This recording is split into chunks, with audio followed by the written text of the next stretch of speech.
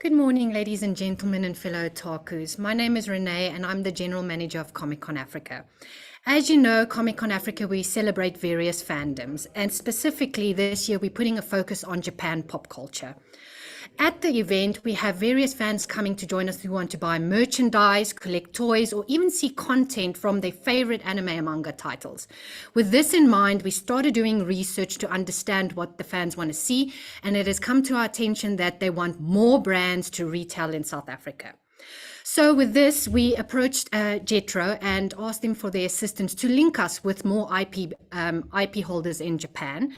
And this is the first edition of our session where we're going to share some insight and then move across to part 2, which is in September. We're going to run direct business matchmaking with you, our businesses in South Africa, with Japanese IP holders, so we can see if we can grow the offering at Comic Cons over the future. With this being said, we're going to touch on some of the topics. So character product market in Japan. We're going to do how to do business with Japan from a South African perspective. We're also going to talk to IP Stan just about fan art versus copyright infringement. And then we're going to speak to some of the retailers in South Africa who have already successfully got licenses to touch on the real value of official merchandise versus grey goods. Then once this is completed and we've done the business matchmaking, which Jordan and Ruan, colleagues of mine, will be talking about later, we're going to celebrate this at Comic Con at the end of September, and in future grow on this at the Otaku Town that's newly launched this year.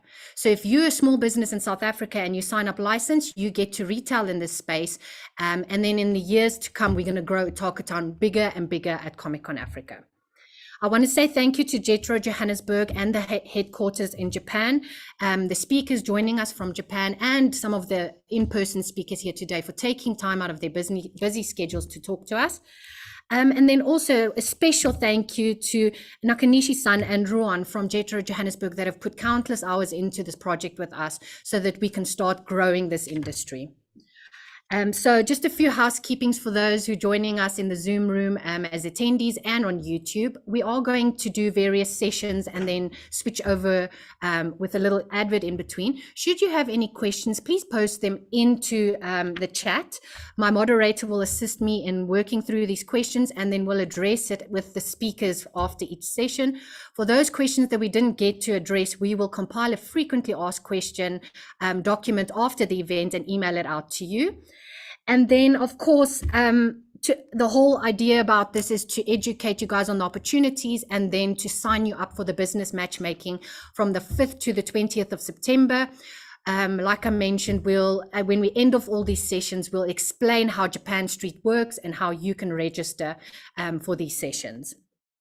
I've also asked the team to post a link to the online program in YouTube chat and Zoom chat, so you can just keep following the running order with us. We're going to have 4 to 5 talks and we'll finish around 11 o'clock. Should you miss this session, or if as load shedding is upon us again, we will record these sessions and upload it to the Comic Con website so you can review it afterwards.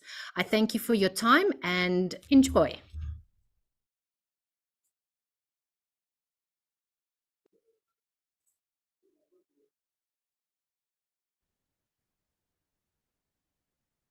Hello, this is Nahum Makino, Director of Digital Technology and Content at Jetro.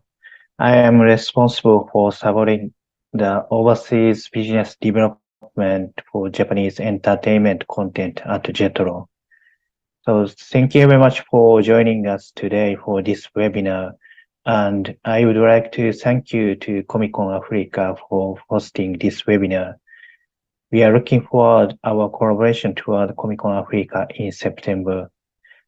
And I would also like to thank Mr. Rikugawa from CBLA Character Brand Licensing Association in Japan for his presentation as a keynote speaker today. As you know, Japanese animation is now kind of booming all over the world, and there's a big potential for business in this field. I am sure that you're familiar with Naruto, Captain Tsubasa, and other anime from Japan that you have known for a long time. But recently, I have heard that, for example, Demon Slayer or Dragon Ball movie, Jujutsu Kaisen, have been released in theaters in South Africa. So thanks to online platforms such as Netflix, people around the world are now able to watch many anime titles anywhere in the world, and Japanese anime and characters are now becoming familiar not only to some anime fans, but also to the general public. So, and we, as a government agency, our role is to connect business business between Japan and the world to deliver those Japanese anime titles or Japanese characters and goods to fans around the world, including Africa, of such Japanese entertainment content. And for that purpose, we are planning to conduct business matching between Japanese IP providers and African licenses, agents, and importers of goods in the coming weeks. And in addition, we are operating called Japan Street, which is an online catalog or platform exclusive for overseas buyers, which which will be explained later by my colleague from Jeto Johannesburg, Ruan. And many Japanese IPs and titles are listed at this platform, and overseas buyers can look through the catalog and pick up some IP titles. And then if you are interested in, Jetro can arrange a meeting with Japanese IP holders of that title. And Jetro has 76 offices around the world now, and including 9 offices in Africa, such as Johannesburg. And through this extensive network, we would like to deliver Japanese products and IP content. However, in order to actually deliver our products, Japanese products or content to fans and consumers in each country, local partners are essential.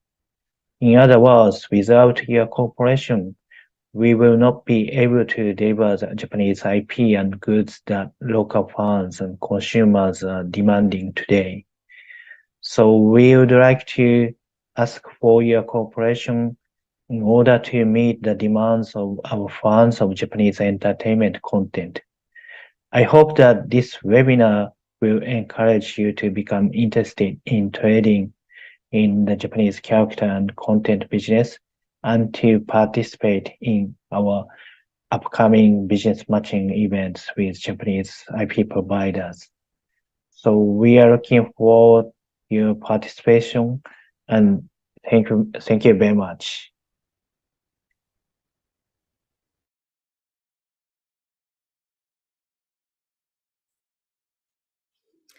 Thank you so much, Mr. McKenna. We share your sentiments and looking forward to growing this initiative in South Africa. I'm just going to ask the audience to give us a minute. We're just waiting for our next speaker to join us from virtual backstage to the front stage.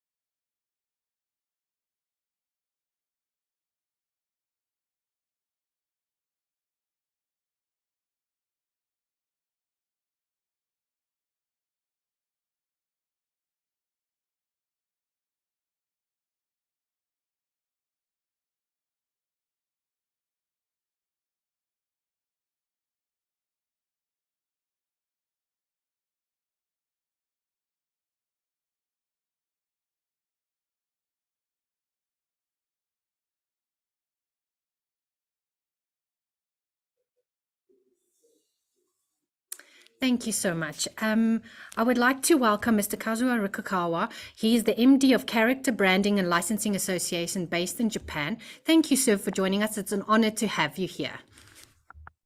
OK。では、共有をさせていただきますね。よいしょ。よいしょ。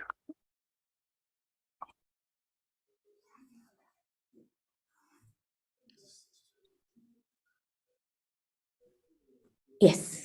OK。はい。Sorry, should I have my camera on or can I turn it off? カメラ off. オフjust 私だけです。陸川さん。俺 OK ね。はいはいはいはい。OK。はい。はい。はい。皆さんおはようございます。キャラクターブランドライセンス協会の専務理事及びキャラクターデータバンクの代表を務めております、陸川です。My name is Kazuo Rikukawa. I am an executive and general producer of Character Bank. I also serve as a director of a character brand licensing association. 本日は私の方から日本におけるキャラクター商品市場の現状というテーマでお話しさせていただきます。Thank you for this opportunity to share my presentation titled Current Situation of the Character Product Market in Japan. 日本のキャラクター商品市場をご理解いただくことは今後日本製 IP を得て展開する上でも参考になるのではないかなというふうに思います。よろしくお願いします。I hope this presentation will assist you and help you some way to start your IP business with Japan. ちょっと待ってくださいね。次進まない。はい。本日は時間があまりないので、プロフィールの部分は割愛させていただきますけれども、本日ご覧いただくデータは私の会社で算出しているデータなので、キャラクターデータバンクの概要のみ説明をさせていただきたいと思います。So I will not talk too much about how I started this business and about myself. Maybe you can read this later if you are interested.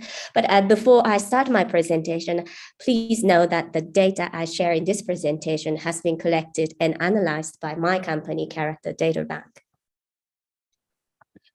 キャラクターデータバンクという会社は日本国内唯一のキャラクタービジネスに特化したマーケティングコンサルティング会社です。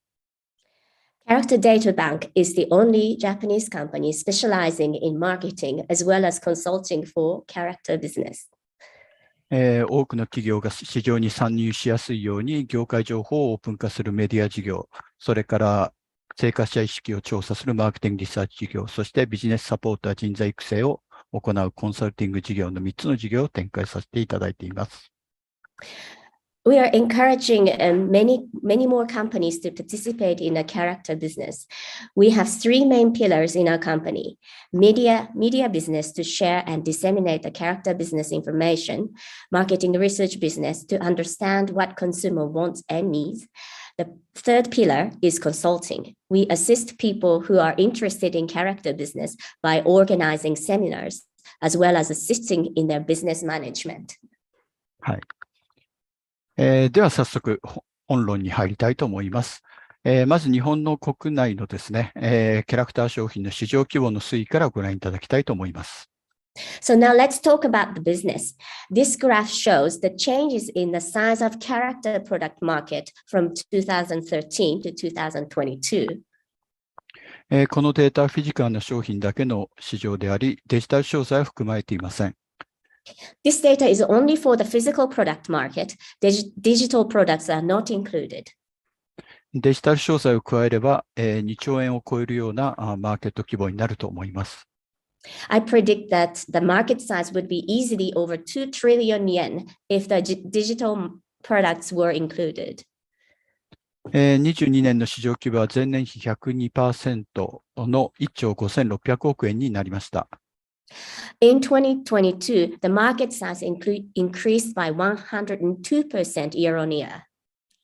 22年はコロナ禍の中で外出自粛や人流制限などの緩和に伴って、ポップアップショップやキャラクターカフェ、イベント、映画など体験型の経済活動も再開されました。And in 2022, this year, due to corona restriction loosening, since the since the previous years, as the economy recovers its momentum, we saw more pop-up shops, character cafes, as well as events and movies. また実店舗への、人流も戻り、22年後半にはインバウンド商品も目立つようになり、市場は回復から拡大へと転じていきました。Also, inbound consumption have recovered. This resulted the market not only to recover, but also to expand.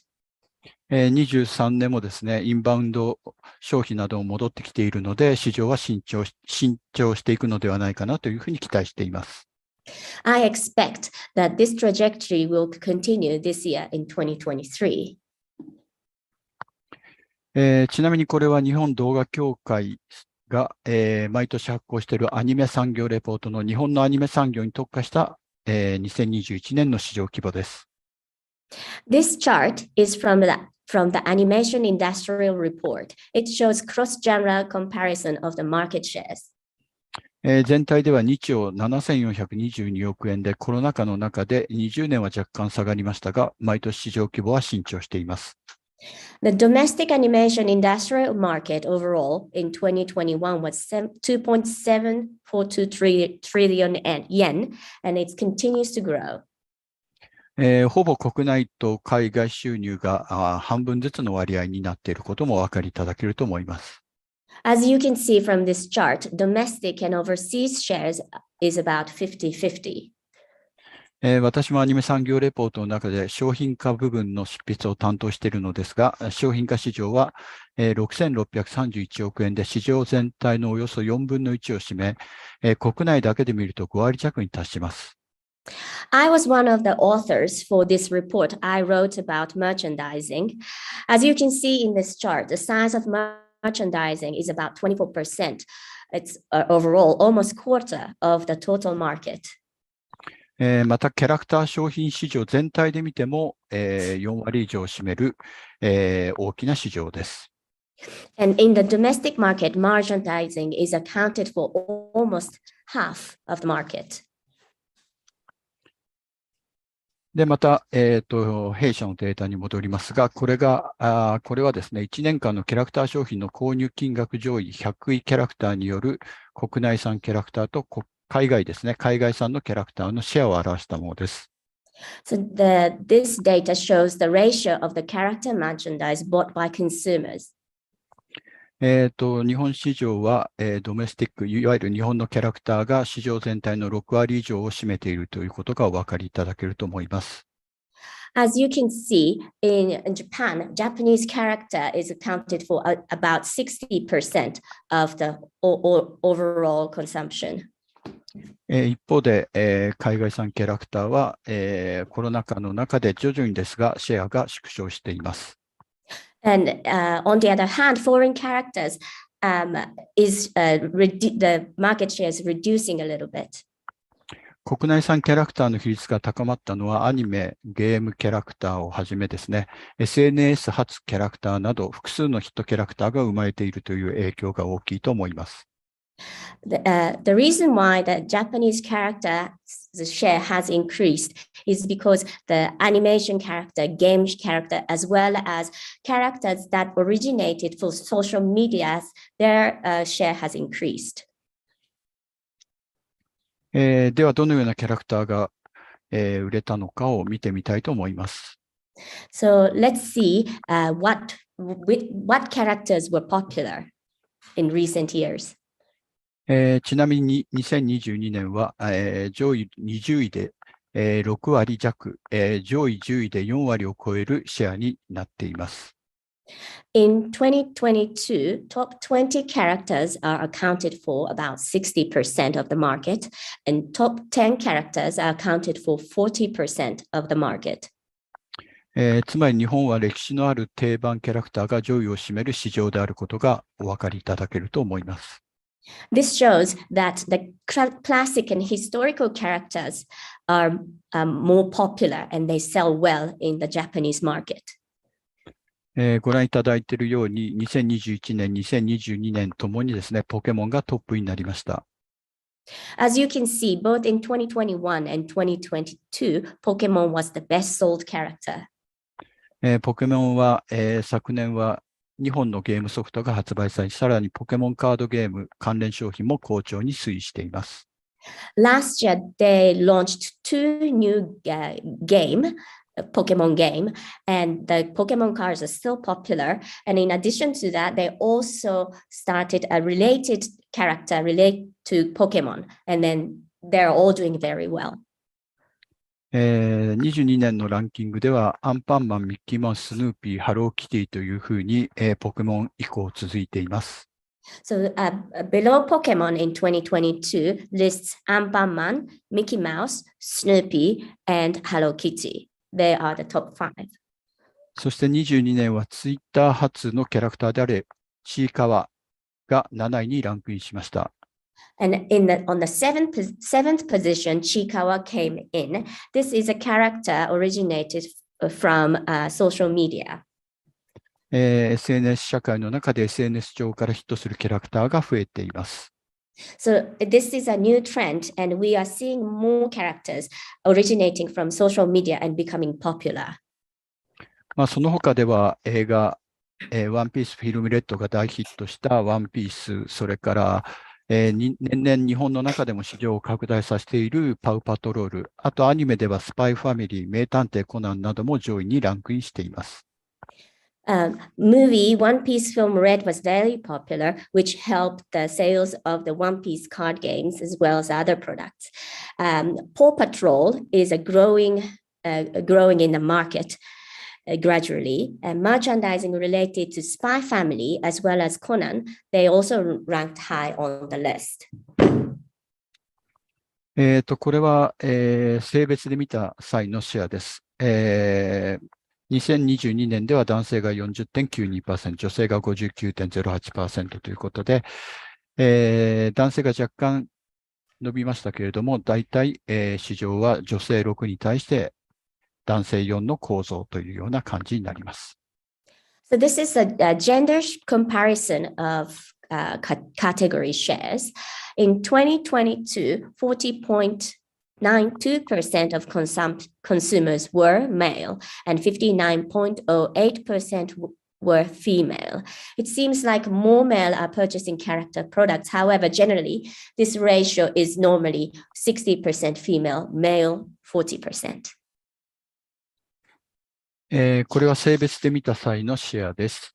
22年は男性ではポケモンがトップ、次いでアンパンマン、機動戦士ガンダムと続きます。ガンダムは引き続きガンプラやフィギュアなどが好調でした。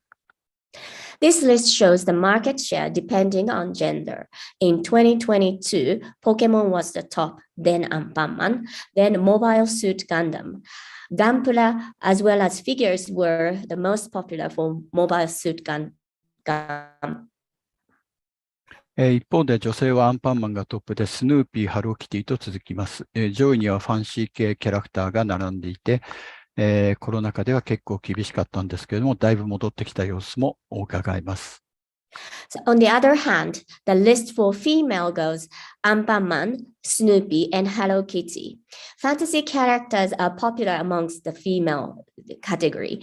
Those fantasy character sales stagnated during Corona times, but it seems like they're regaining the momentum as a product, character products. このように2022年は、20年の時のようにですね、鬼滅の刃といったような特定のキャラクターが市場を牽引するのではなくて、様々な出身媒体のキャラクターが好調に推移しました。言い換えるとビジネスモデルが多様なところが日本のキャラクタービジネスの特徴だと思います。In 2020, Demon Slayer dominated the market, but in recent years, however, we are seeing various different characters coming up and selling well. So I think what's unique to Japanese market is that there are various characters, and then it has tendency for them to do well once it attracts attention from many people. これは年齢別のシェアを見たものです。22年に前年からシェアが拡大したのは02歳、34歳、56歳、20から29歳、50歳以上のカテゴリーになります。So this is a market share by age group. We observed the increase in market share among 0 to 2 years old, 3 to 4, 5 to 6, 20 and 29 years old, as well as 50 and over. ベビー未就学児の層は、外出制限などでコロナの影響を最も受けた年代であって、外出制限緩和でその層が市場に戻ってきたと見ていいと思います。Babies and toddlers were impacted the most by the coronavirus restriction. We think that after our lives went back to normal, purchasing power of those ages, as well as their parents and grandparents' ages, have increased and gained momentum again. 親世代である20代、それから、祖父母世代である50歳以上も伸長していることからも、そうした様子は伺えます。As you can see, the parents and grandparents are buying more character merchandise for their children and grandchildren. 子供から大人までキャラクター商品を購入しているという様子も、お分かりいただけるかなと思います。As you can see that not only children, but adults also buy character products. 生年齢別にキャラクターを見るとこんな感じです。0、2歳、3、4歳の男の子はアンパンマン、5、6歳から小学生はポケモン、そして13から15歳は、ガンダムシリーズがトップです。5、6歳くらいからゲームキャラクターの強さが目立ちます。So this list shows that the popular characters in male in different age categories. From 0 to 2 and 3 and 4 years old, Anpanman is the most popular. From 5 to 6 and up to grade 6 is Pokemon. From 13 to 15 years old seems to like Mobile Suit Gundam, and game characters are strong from between 5 and 6 years old and up. また16から30代もポケモンがトップです。そして4、50代は、機動戦士ガンダムがトップになります。In male, the age group 16 to 13 years old also liked Pokemon. And in 40 to 50s, Mobile Suit Gundam ranked on the top. このように男性層も、大人になってもキャラクターグッズを購入しています。特に低年齢層では年齢ごとに支持キャラクターが変わり、大人の層は子供の頃に好きだったキャラクターを今も好きで支持し続けていることがわかります。This data shows that, especially in male, they continue to purchase character products even in their adulthood. In the younger age characters, popular character changes depending on their age. But once they become an adult, it shows that they will continue supporting the characters that they liked when they were a child. 一方、女性も0、2歳、3、4歳ではアンパンマンがトップです。また5、6歳ではテレビアニメであるプリキュアシリーズがトップになります。そして7、9歳は、オリジナルキャラクターである、すみっこ暮らし、10、12歳はポケモンがトップになります。はい。This list shows the popular characters in female in different age categories. From 0 to 2 and 3 to 4 years old, Anpanman is the most popular. From 5 to 6 years old, Pretty Cure series is the top.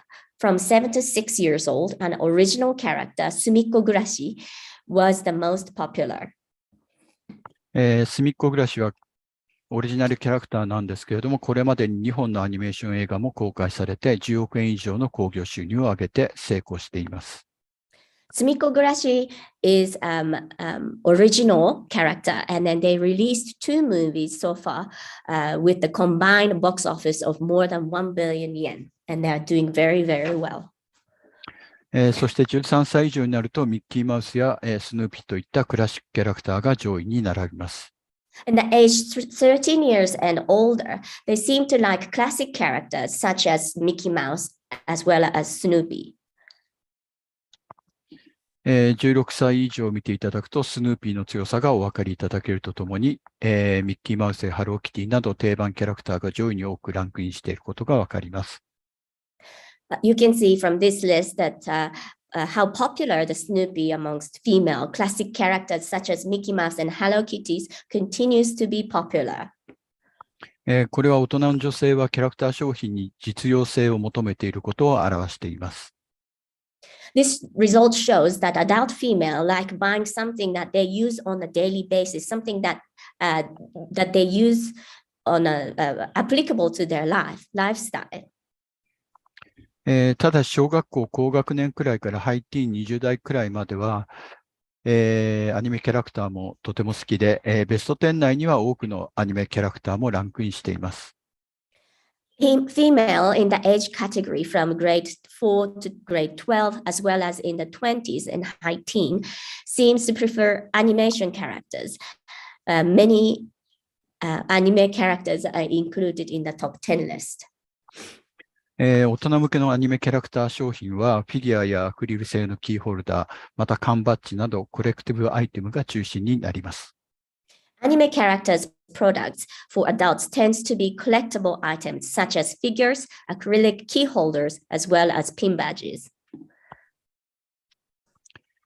これは、商品カテゴリーに別に見た際のシェアです。This graph shows the product category. 21年で比較すると全9カテゴリーのうち、玩具、家庭用品、アクセサリー、パーソナルケア、菓子食品のシェアが拡大した一方、ビデオゲーム、アパレル、文具、出版映像は減少しました。That overall they're separated in 9 different categories, and in 2021, toys, household goods, accessories, personal care, as well as food products increased in the market share. However, video games, apparel, stationery, as well as publishing decreased in share. 玩具が最も大きなシェアを占めていますが、幅広い分野でキャラクター商品展開が行われていることもお分かりいただけると思います。As you can see, the toys are accounted for the largest share. But this graph also shows you what the character merchandising is spreads in the various different segments. これは販売チャンネル別のシェアです。どこでキャラクター商品が購入されているかを表したものです。This graph shows where are the consumers buying the character merchandise. GMS スーパーマーケットが、24.29% のシェアを獲得して、引き続き2022年はトップですが、シェアは前年から縮小しました。Supermarket is the largest. With 24.29%. Supermarket is strong, but the share has decreased since the previous year.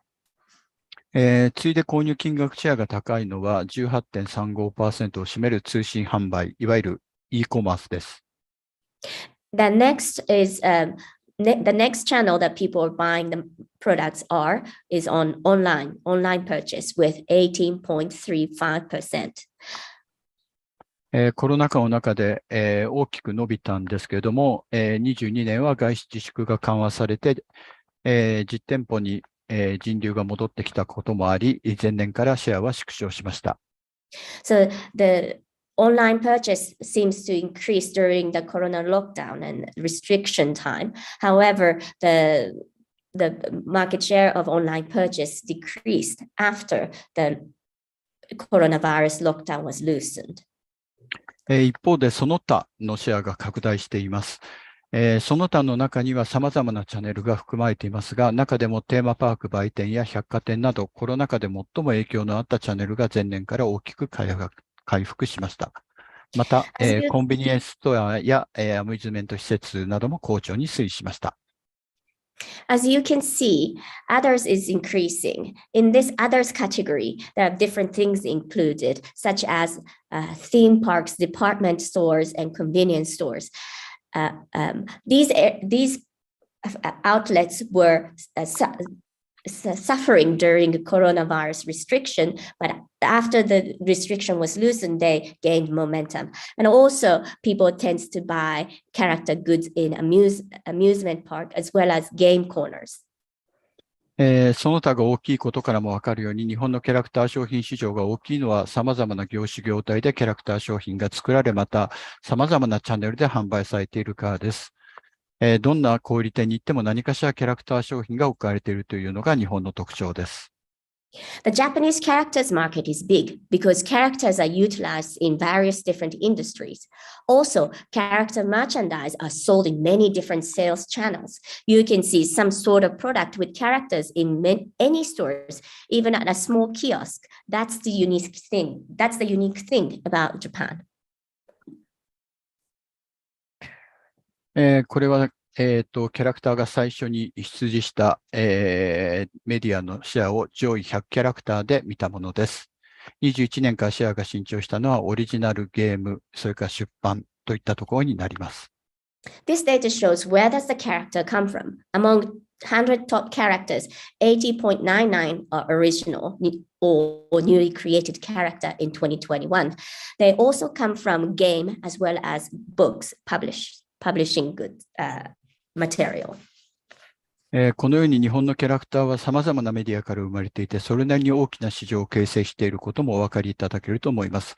これも日本のキャラクター商品市場が大きな理由の一つだと思います。The Japanese characters are created in various different medias and they are creating market shares. This is another reason why the character business is significant in Japan. 今までデータをご覧いただき、日本のキャラクター商品市場について、ご説明しましたが、最後に日本のライセンサーと商品化事業を行う上でのポイントについてご説明して終わりにしたいと思います。I have shown you the data related to character commercialization in Japan. At the end, I would like to summarize the key points and give you some tips for your starting the commercialization and merchandising. まず作品世界を理解し、その世界観を商品に反映させることです。作者の思いやメッセージ性なども含めて作品を深掘りすること、既存商品にキャラクターを貼っても売れません。First, you must thoroughly understand the character's world and reflect its worldview in the product. Merchandising is not just sticking a character on a product that exists already. Study the character as well as the story deeply. Imagine what is the message the artist wanted to convey through the character. 続いて余裕を持ったスケジュールを立てることです。商品化の良し悪しで作品のブランドイメージも低下するので、承認作業に時間がかかることが多いです。特にアニメの場合は時間がかかります。Second, plan the schedule to give yourself enough time. Success or failure of the merchandising influence the character's brand image, especially for animation. You must take time. 3つ目はターゲットを明確にすることです。ご覧いただきましたように、性別、年齢、世代、ライフスタイル等々によってキャラクター指示は異なります。事前のリサーチをできるだけ行っていただければと思います。Third, define the target clearly. As I showed you in the presentation, age, gender, as well as lifestyle influence the character that they like. Please spend as much time as possible to do research in advance. そして4つ目はヒット作品でも商品が売れるとは限らない。商品が売れていても自社商品が売れるとは限らないということです。人気作品と商品として欲しい作品は異なる場合が多いです。また商品が売れている作品でも全ての商品が売れているわけではないので、作品と商品との親和性をよく考えてみてください。Fourth, please remember that a popular character doesn't make your merchandise popular. In other words, already a popular character doesn't guarantee that the product you create will be a hit. Please think about the compatibility of the product you want to create and the message the characters convey. そして5つ目は、現在の自社の課題を明確にし、自社の強みを生かすためにキャラクターを選定することです。人気作品や売れているアイテムを追いかけるのではなくて、自社の強みが発揮できる作品やアイテムを選定した方が結果としてライセンサーとの良好な関係も保て、信頼関係の構築に寄与すると思います。And finally, clearly define the message your company wants to convey and choose a character that would reflect the strength of your company. Do not just follow popular characters or popular products. Instead, choose a character or an item which would align with your company's belief as well as the product. This approach will work better to establish a good and trusting relationship with a licensor. ライセンスビジネスはライセンサーとライセンシーとの信頼関係で成り立つビジネスです。言い換えれば、作者と、ファンの心理を理解した上で商品化を行うことが重要だと思います。Licensing business is built upon licensor and licensee's sincere trust. In other words, it is important to understand the psychology of an artist as well as fans who are going to be your customers. 短い時間でしたが、私の話はこれで終わりにします。皆さん、ご清聴どうもありがとうございました。It was a rather brief presentation, but this is my part. Thank you very much for listening. Thank you so much, Mr. Rikugawa. I appreciate the valuable information you shared with us today and the statistics, and also very important advice there at the end. We have received some questions which we will relate to Mr. Rikugawa separately offline, and we'll post the answers to the website. He unfortunately has to leave us now, but thank you so much, sir, for your time and joining us from Japan today online. All right. We're just waiting to, there we go. We're going on to the next session. We've got Rian Leroux from the Department of Trade and Industry and Competition, based in Japan at the moment. He's going to share some insights on how to do business with Japan from a South African's perspective. Good day, sir. Welcome to our seminar today. We're looking forward to hearing your insights. Thank you so much. I really appreciate the invitation from Comic-Con Africa and JETRO.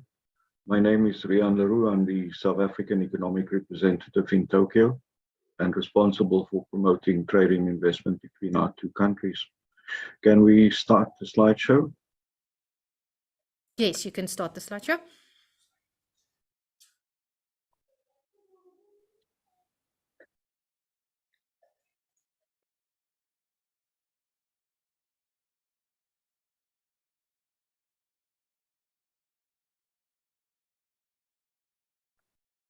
I've arranged yesterday during the meeting that you would activate the slideshow from your side.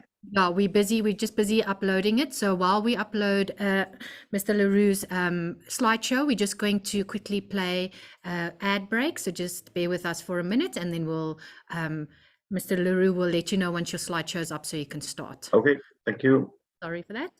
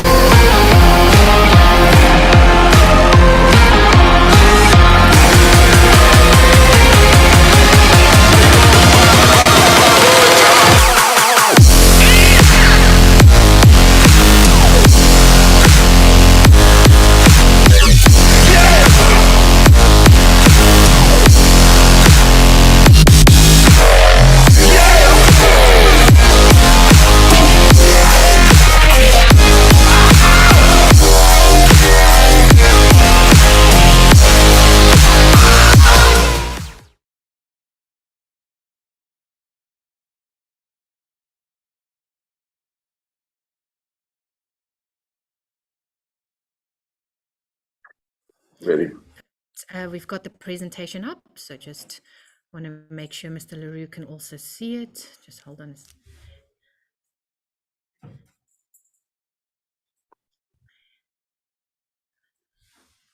Is that in order, Mr. Yeah. LaRue? Yeah, it's Okay, perfect. just Next slide. indicate when you need to change slides. Thank you so much.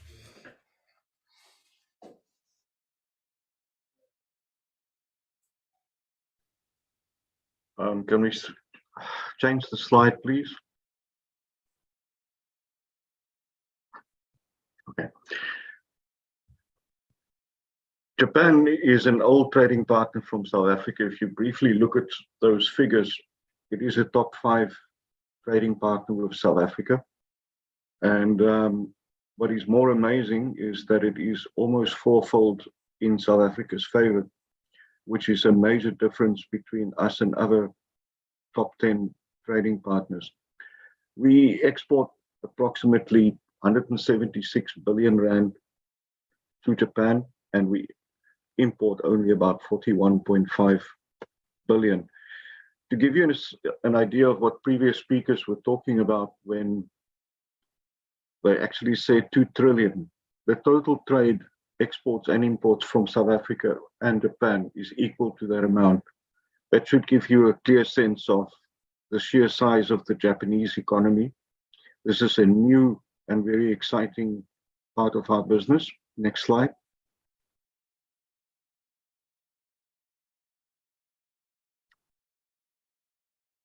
Japan is also a major direct investor in South Africa. If you look around you, you will see Japanese branding and products everywhere. You just have to step on every busy street in South Africa, and you'll see a Toyota taxi passing you. The dip that you see there is the end of the previous commodity cycle in the beginning of the COVID pandemic.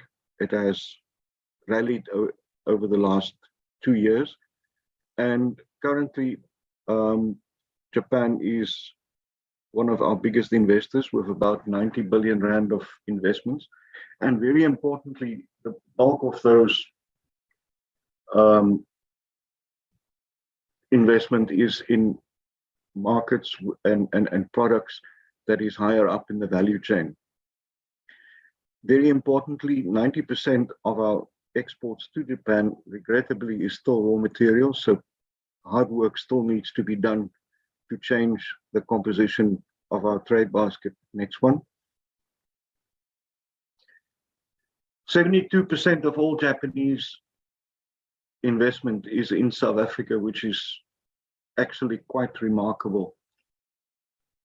The focus of Japanese investment over the rest of Africa is very clear in terms of their strategy. You will see that there is Kenya, which is covering the eastern part of Africa, Morocco, the western part, and it is an important part of our strategy to ensure that Japanese companies continue to invest at this level, but also as part of South Africa's strategy, that we move those investments into other countries in Africa. Next slide.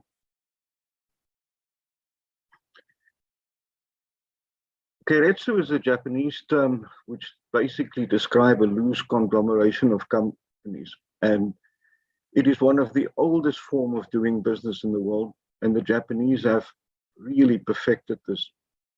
A big part of this concept is the Sogoshosa, which is the Japanese term for Japanese general trading houses, and I'm pleased to say most of them are in South Africa. And this is a critical part of the relationship between the two countries, is the work that these conventional trading houses is playing, because they're not only in manufacturing, they work across the whole value chain. Some of them which are in South Africa is Sumitomo, Mitsubishi. You may recognize some of the brand names: Mitsui, Itochu, Marubeni, Soichi, Toyota, Tsusu. And then very important is that there is 4.21 million companies in Japan. It's a major economy. It's the third biggest in the world. And I am particularly pleased that we can also look at this part of the value chain, which is really very high up the value chain in terms of the transformation of product and intellectual property. Next slide.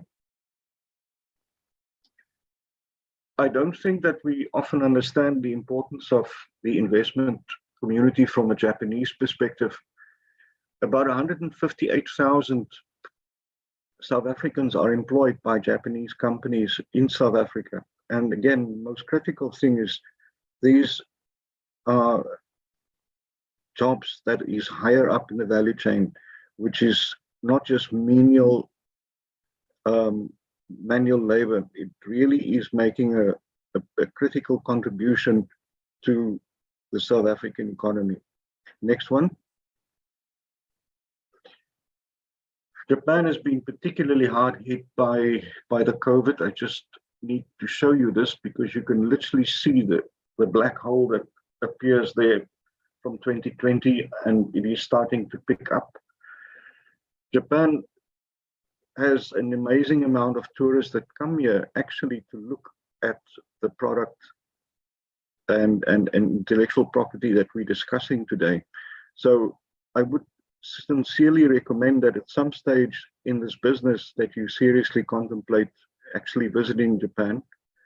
Most of the airports are open, the big two in Tokyo.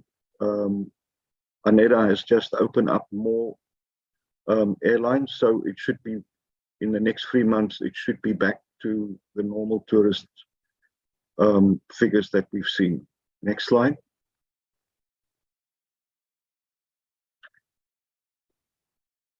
It is an important thing to understand this whole issue around the impact of anime and manga. It is something that is not previously been part of the Japanese cultural scene. It is something that is fairly new. The word otaku really refers to Japan's hardcore anime and manga fans, which was formerly stereotyped as socially awkward misfits. And this has all moved into the mainstream. If you go through the younger suburbs in Tokyo, I'm talking specifically frequented by the younger generation, like Harajuku, Akihabara, and Shibuya, it has become quite evident that this has become part of mainstream Japan. Next slide. Now, on the picture on your left-hand side is a classical otaku room. Now, in the classical sense of the word, otaku actually means somebody that has an obsession with something. And it is really unbelievable the scope and the width of characters that is available in Japan. And I'm informed that in South Africa that there is really a growing market and a younger generation that would definitely be in a space to form part of the new otakus. Next slide. This is roughly a different view of the slide a previous speaker has shown. Next slide. I think what is important is that there's currently about 5,000 anime artists and creators working in Japan today. And that already show you that Japan's creative community are already punching way above its weight on a global basis. And this boom should bring exciting developments for fans. Production budgets for premium anime projects have increased anywhere from 1.5 to 3 times. And there's an ever greater demand for talent and top anime artists. Next slide.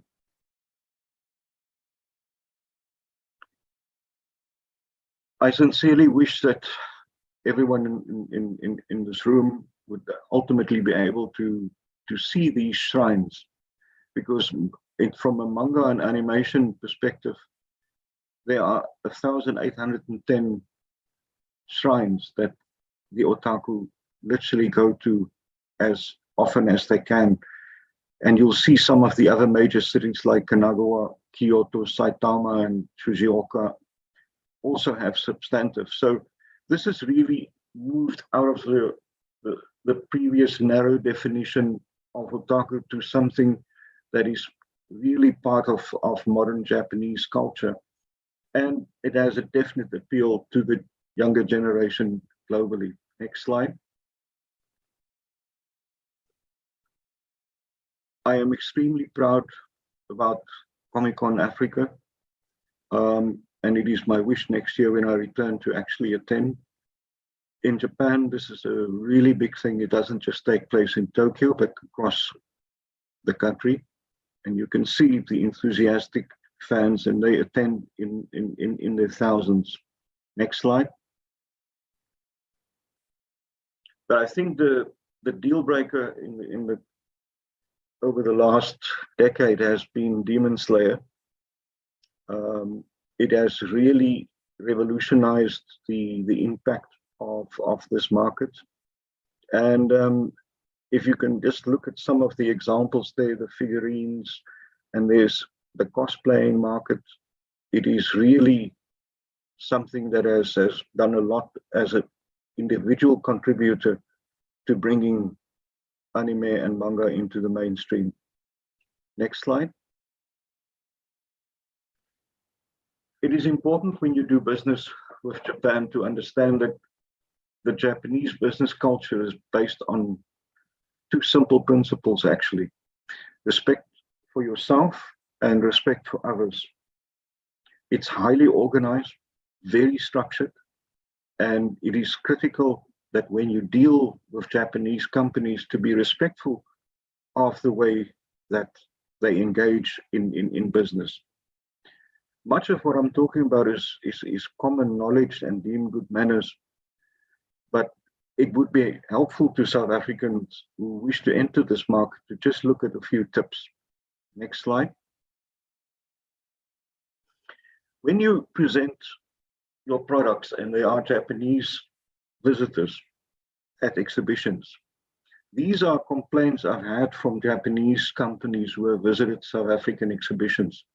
They will not go onto your stand if you're working on a laptop or you're on your phone. You're socializing with colleagues. You only, in a disinterested way, watch the visitors pass by, eating at your booth, taking a nap, and leave the booth unattended. Now, this may all sound like common knowledge, but in a highly disciplined community like the Japanese business community, these things are frowned off and project an image that you're not really interested. So at all times, make sure that you present the absolute best side of yourself and your company. Next slide. A few simple phrases. Hello is konnichiwa. I think most of us have seen that somewhere in either manga or anime. May I help you? Thank you, arigato. And then the magic word is dozo. It is, in its narrow sense, please, but it actually is really a word that invites people to actually enter your exhibition space. And it also breaks the ice. Next slide.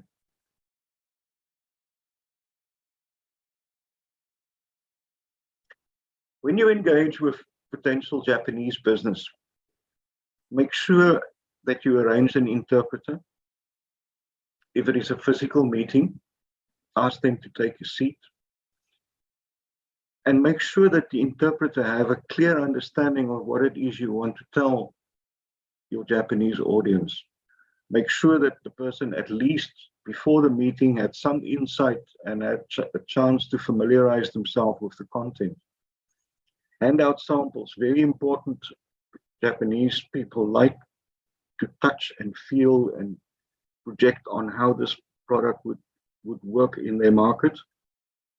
They will normally start by taking a small sample. I think what is important when you do business with Japanese companies, it is critical to understand that It's not easy to begin, but you will find no more loyal business partners than the Japanese business community. A practical example of that is that one of our wine companies is this year celebrating the 60th year that they've had the same importer in Japan. So it is very important that a relationship of trust develop, that especially in this field where intellectual property is playing a particularly important role, that your Japanese partner actually have faith that you would handle their products in the right manner and project the image of their company in a correct way. Next slide. If in a physical environment, I've given some examples here of put up some signs that gives a sense of what it is you want. Japanese people by nature are slightly shy, and I say this with great respect. They will first look at your stand and make sure that they understand what it is. So put up some material that at least gives them a sense of what it is you want. Try some appealing phrases. If you just Google this and you look at the particular way in Japanese advertising, it is critical that the Japanese consumer, and by implication the business community, wants as much information as possible. So by its very nature, advertising is really busy, really a lot of images, a lot of technical details on the same page. So what will happen is that on a first pass, they may not seem interested, but I can tell you that they're extremely observant.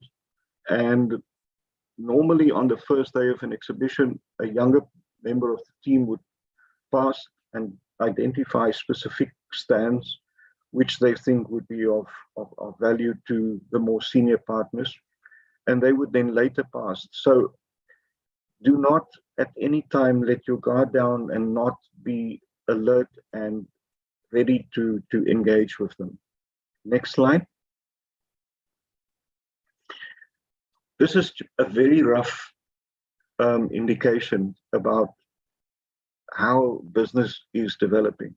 Normally in year one is to identify potential distributors, new buyers. There may be sample orders. Year two might be the first deal and a deepening of relationships. And of course, the first orders will come.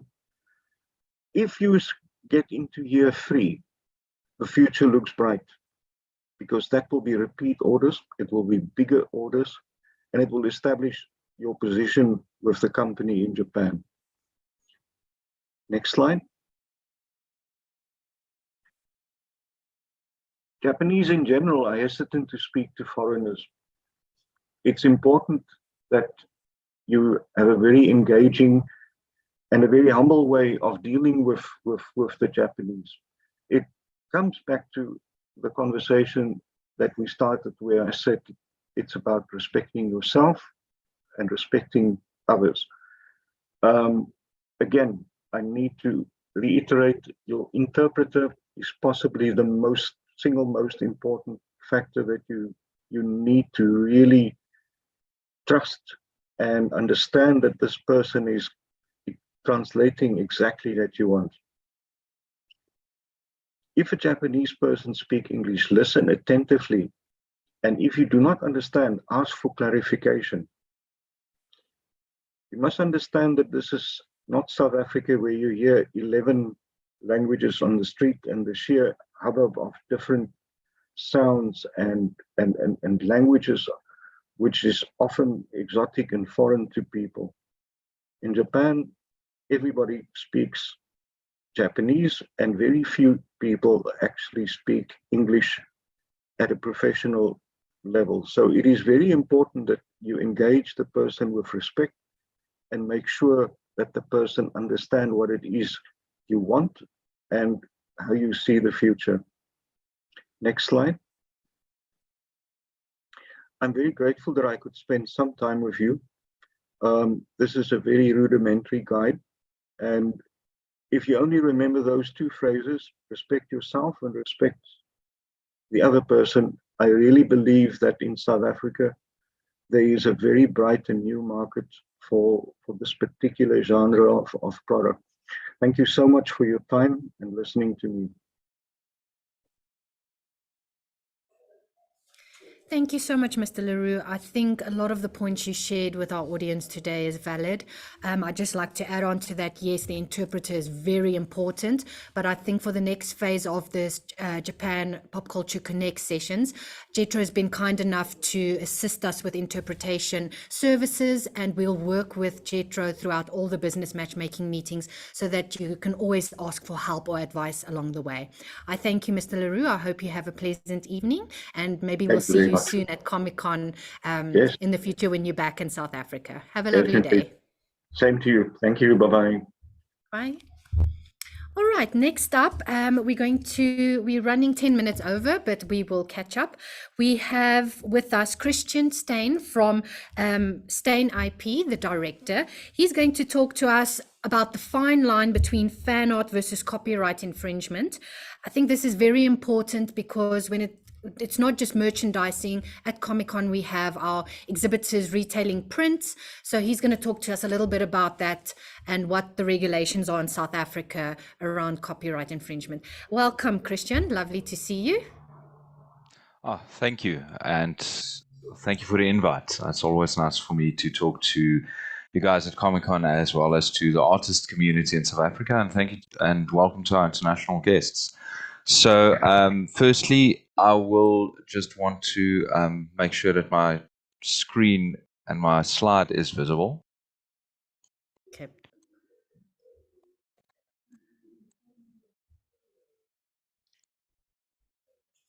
Can you see the slide? Yes. Okay. Perfect. Right. So I am Christian Steyn. I am the director and head of intellectual property at the firm Steyn IP. We are a South African intellectual property law firm, and our main focus in the firm, although we have a lot of commercial clients, we mainly strive to serve artists and musicians and other creatives. So I'll go quickly into the presentation, but my intention is to actually facilitate a discussion on these points, especially when it comes to artists in South Africa that might make use of fan art and might want to have, well, sell and make a living out of fan art, and the concerns raised in the South African IP industry to those. So firstly, when we look at fan art and mainly at a focus on Comic-Con and what we see at some Comic-Con and related events in South Africa, it becomes a question of rights and infringement, and mainly on 2 points. Those points are fan art. Now, what I mean and what I would include under fan art is the art itself, the traditional fan art, but also fan fiction, pop culture, art, prints on t-shirts, things like that. And like I mentioned, we see that often at not only Comic-Con, but at other trade shows and other pop culture events in South Africa, especially now with anime and manga becoming more and more popular in South Africa. There's a massive following in South Africa of Japanese art and specifically of Japanese animation. And that is why fan art is so big in South Africa. The second point, which I'll touch on, is merely just cosplay. Now, cosplay might fall under fan art, but we have a lot of questions in our firm where people ask us about cosplay, and I'll just briefly touch on that as well. Now, firstly, one thing I want to make clear to everyone and all the artists watching: fan art is infringement. That is no question about it. But the question is, it might be okay under certain circumstances. Bear with me on this. I will explain why I say it might be okay. But it is important to know that fan art, when you are creating and recreating and adapting somebody else's artwork, somebody else's intellectual property without their consent and without the proper channels, you are infringing their rights. But in South Africa, we have specific exclusions to copyright infringement. Therefore, your fan art might not be infringement per se. It might be one of the exclusions under our current copyright law. The reason I say current copyright law, from anybody following the copyright situation in South Africa, government is in the process of trying to amend the copyright legislation, and naturally it will have an impact on how enforcement ultimately will happen and what will be constituted as infringement and where the exclusions lie. This presentation, I am focusing on how the rights and the legislation in South Africa is currently. So firstly, what about fan art? When is fan art actual infringement and when is it okay to copy? And again, please bear in mind, okay to copy within the discussion, within the parameters of what we are discussing now. So first thing to consider is fan art, when it relates to infringement, the question you have to ask is use. And what I mean by that is when we look at infringement of copyright, in this case, when we look at infringement of Japanese artists' work or Japanese animation in South Africa by other people, by fan artists, we look and ask, is that use commercial or is it private? Now, remember I mentioned that there are some exclusions in South Africa when it comes to use. We look at, is it commercial use or private use? Now, briefly stated, when it becomes commercial use, it tends to be infringement. When it is private use within the parameters of South African law, it would be an exclusion. Now, commercial use is very clear. The moment you start making money from somebody else's artwork, from even derivatives to an extent of somebody else's artwork, it would be infringement. It would be illegal. Private use, I am allowed to make private use. I am allowed to take a Demon Hunter character, paint it, hang it on my wall, and have it for my own personal enjoyment in my house. The moment I start selling it, it becomes a problem. Now, where the lines become blurred, it would be when there is online posting. When I do post online my artwork, the scenario is, again, when do you start making money of it? Am I posting it purely to say, oh, guys, look at this artwork I made, sharing the fan inside me and the art that I created as a fan purely for sharing it for other people's enjoyment? Or am I creating it and sharing it for people to order it from me and pay me for it? And that is where the line should be made clear, which, like I said, is currently blurred. There's also an issue of AI-generated fan art, with AI all of a sudden becoming more and more popular, especially under artists. Now, I know that's a contentious issue in itself, which I will not venture into, but there's a lot of AI fan art out there, and the same principles would apply in this circumstance. When is it commercial use and when is it private use? And like I said, the moment you start making money of it, it is a problem. Now, one thing I do need to make clear here, a lot of people refer to fair use when they discuss this with us. Fair use is a foreign notion in South Africa. We do not have fair use. Our legislation refers to fair dealings. Fair dealings under copyright law is very specific exclusions. It relates to only a few exclusions to copyright infringement. The reason I want to make this clear is artists, and this is where I more speak to the artists that are joining us today and maybe watching this later on. When you use Google and to find out, is fan art infringement or when is it okay to do fan art and sell fan art, you are most likely going to find fair use doctrine. approach. That will not help you in South Africa. We have fair dealing, therefore you need to be very specific when you deal with fan art. And like I mentioned, the question is whether you made money out of it or not. And the moment you start making money out of the use of somebody else's artwork, again, it becomes infringement, it becomes a problem.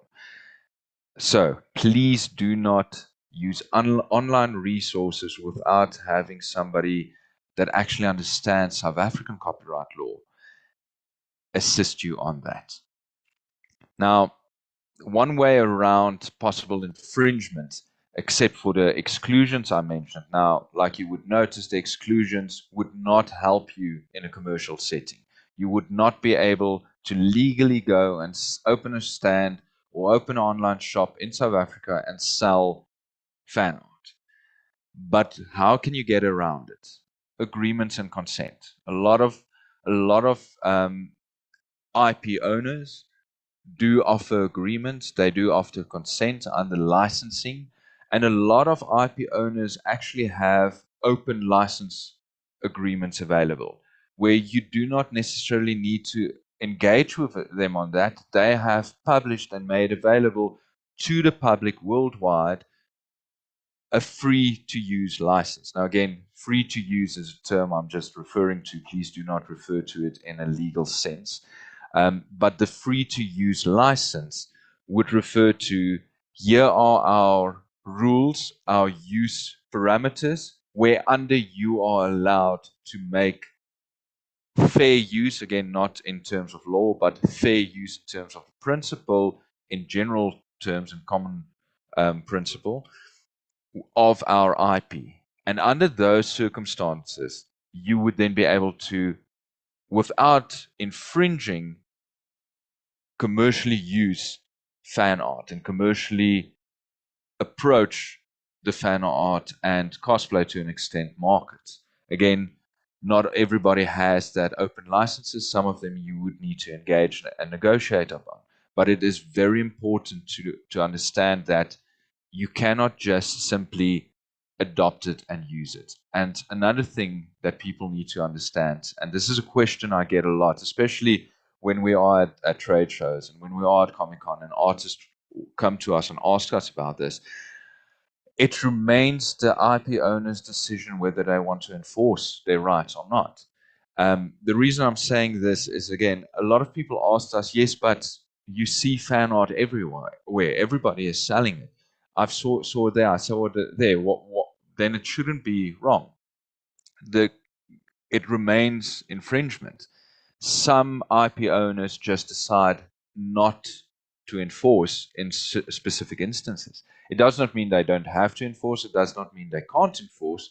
It is just a decision, and sometimes a financial decision they take. And with all respect intended, please, to any artist, I am not saying that they are not making a good living or anything out of this, but places like Marvel might not see a small fan artist selling a few prints or a few paintings as damaging to their industry, damaging to their bottom line. But it's not preventing them to one day say, I'm sorry, but you are not allowed to do this. You are not allowed to make money off our artwork, and therefore I will enforce my rights. So just because you see it does not mean it is okay. That is the point I'm trying to make here. Now, just quickly touching on cosplay. Cosplay is a derivative or a variation on fan art, but it is approached in a completely different manner. Now, again, it is a question of use. Therefore, cosplay usually is private use. I dress up like my favorite Star Wars character or like my favorite anime or manga character, and I do that for the enjoyment of it. I do not make money out of it. I am purely dressing up as part of an event or as part of my own personal preference. That is okay. That would not be considered infringement in South Africa because you are not making commercial use of this. This falls under private use in terms of the fair dealings doctrine we have as an exclusion in South African copyright law. But what about public appearances? What I mean by this is a lot of cosplayers in South Africa and abroad make money from appearing publicly as a cosplayer.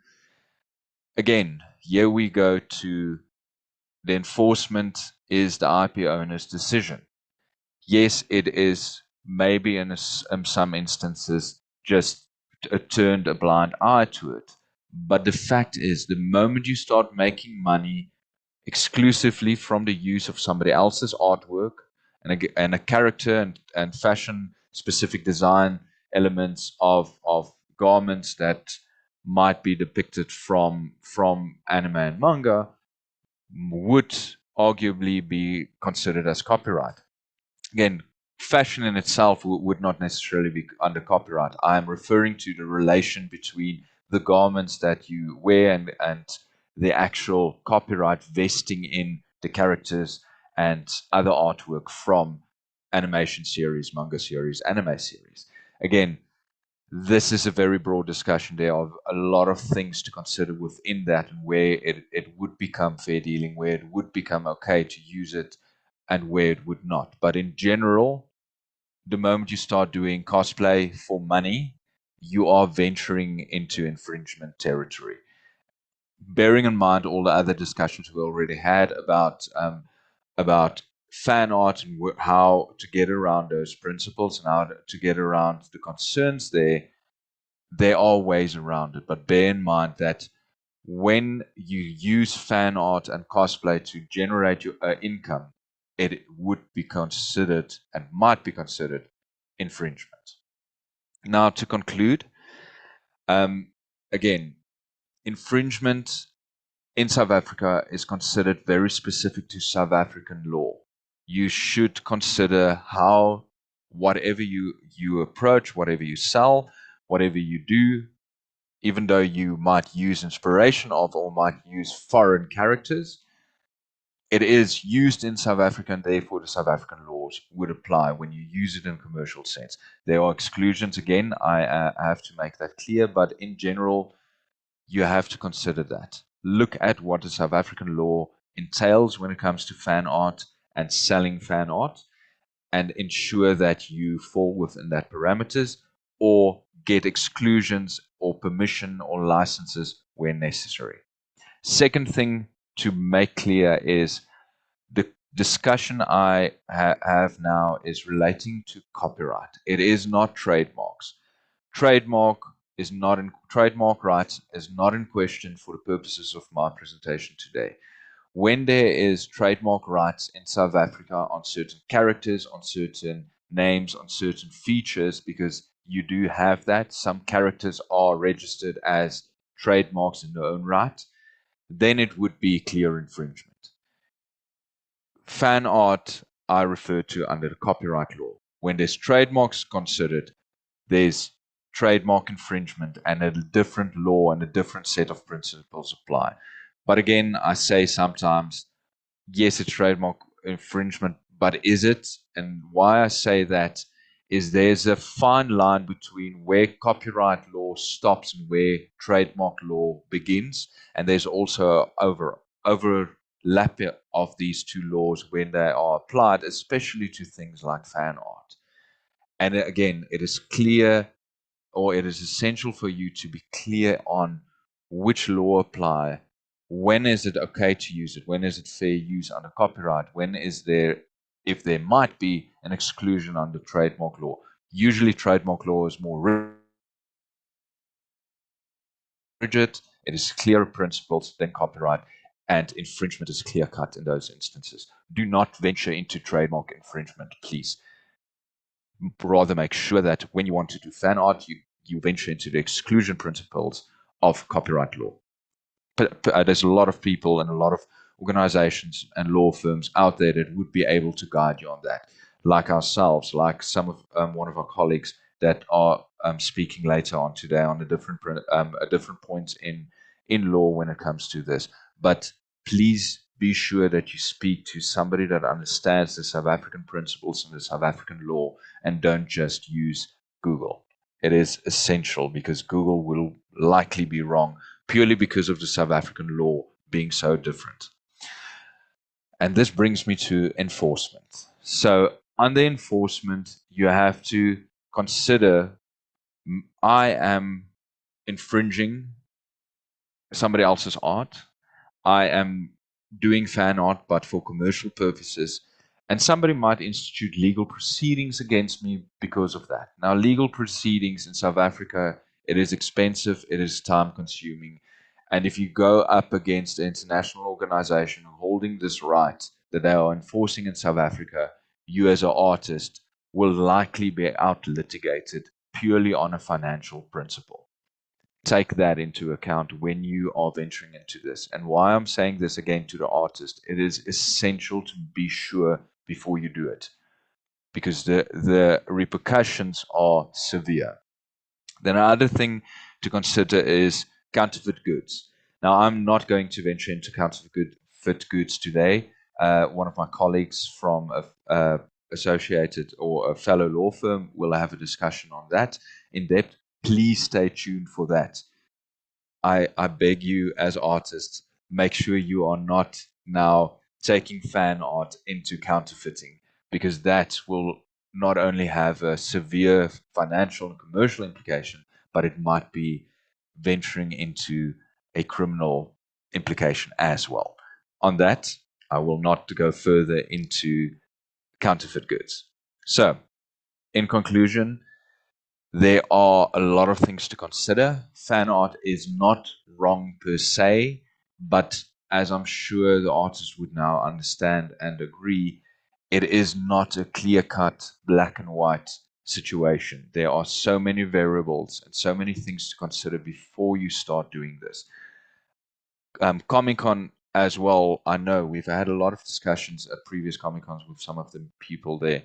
They do understand these principles. They know, and they obviously want to protect their own brand as Comic-Con and not allow infringers there. So please be sure that you do this properly as an artist before you venture into making fan art, especially when it comes to Japanese content.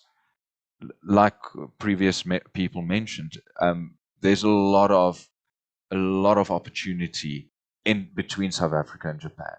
Rather consider doing a legal formal approach for licensing. Get a right, get exclusivity to reproduce in South Africa, get permission to adapt and do fan art, and then take it from there, rather than going towards possible infringement.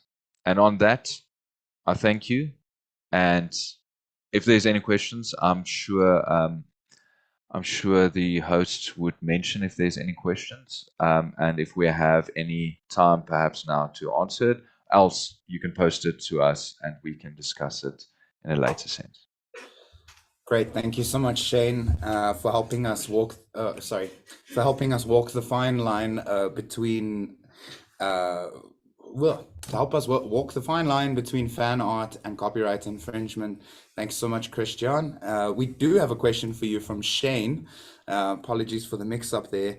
So No worries. Shane's question was, are there any licenses or what should be done in the case where you'd like to use a character's artwork or license just to promote a product, but not to sell any products with that artwork on? How do you go about that?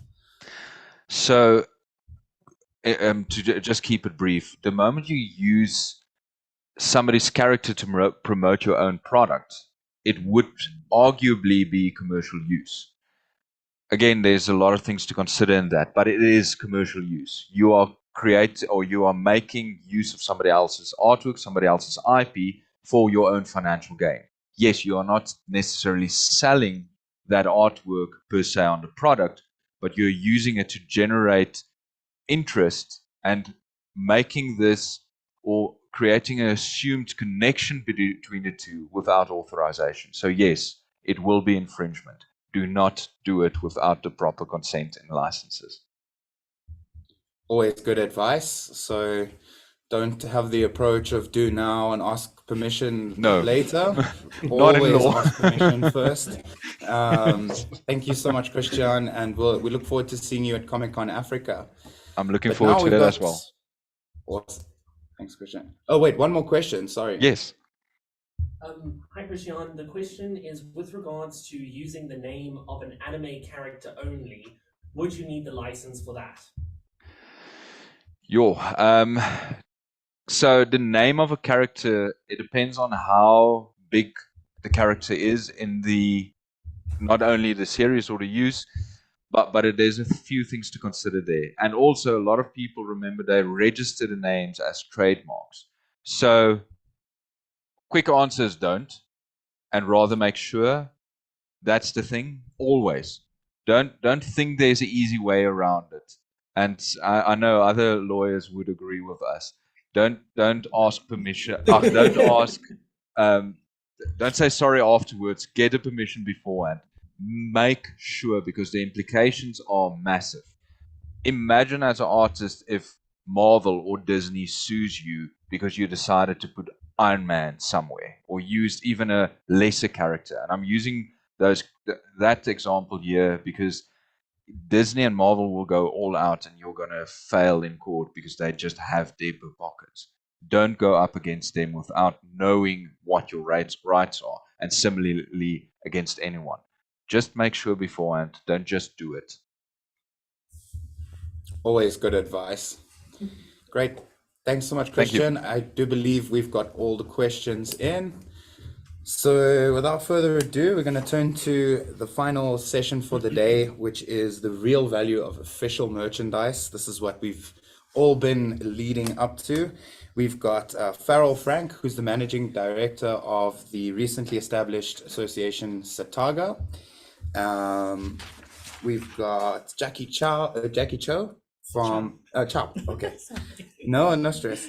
Who's the co-founder of Hobby Island. We've got Scott Saunders, who's a senior associate and for intellectual property at Evershed Sutherland. He's also one of the co-founders of Sataga. We've got Stefan Roots, who is a product manager at Solarpop, and we've got Ruan Botha, who's a project coordinator at Jetro. Thank you for joining us, everyone. Thank you for having us. Thank you. Cool. So I think just to set the scene for the discussion, there is a lot of people who have a lot of love for brands such as Yu-Gi-Oh! And Pokemon, because there's a lot of activities around them, particularly trading card games and other forms of games. But what we're discussing today is obviously knowing the difference between an original product and a counterfeit and or a gray good. But those two terms, illicit and gray goods, can sometimes be quite confusing. So I'm going to turn to Scott. What are counterfeit goods, and what are the differences between counterfeits and illicit or gray goods? Yeah, so those three terms are often used interchangeably amongst some of the misinformed consumers and some retailers as well. I'll start with counterfeit goods. Counterfeit goods are goods that have been manufactured, imported, sold, or otherwise without the authority of the brand holder. That's someone who owns the copyright, the trademarks. I think Christian alluded to some of those particular terms in his previous presentation. Counterfeit goods, commonly known, are fakes. Some people use the word bootlegs, whereas parallel imports or gray goods, those are genuine goods that have been manufactured with the authority of the brand holder in a different country and have entered the market through other distribution channels.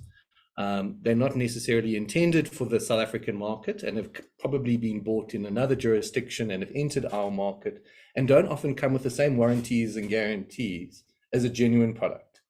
Our Consumer Protection Act, as well as the Trademark Act, provides for parallel imports, and they are very much legal in this country as long as the person importing and selling that good meets the necessary requirements in terms of Section 25 of the Consumer Protection Act, which is effectively just a notice on the product stipulating that this is a gray good and that the guarantees attached to this good may not be with the actual manufacturer of the good. It will be a third-party guarantee or warranty.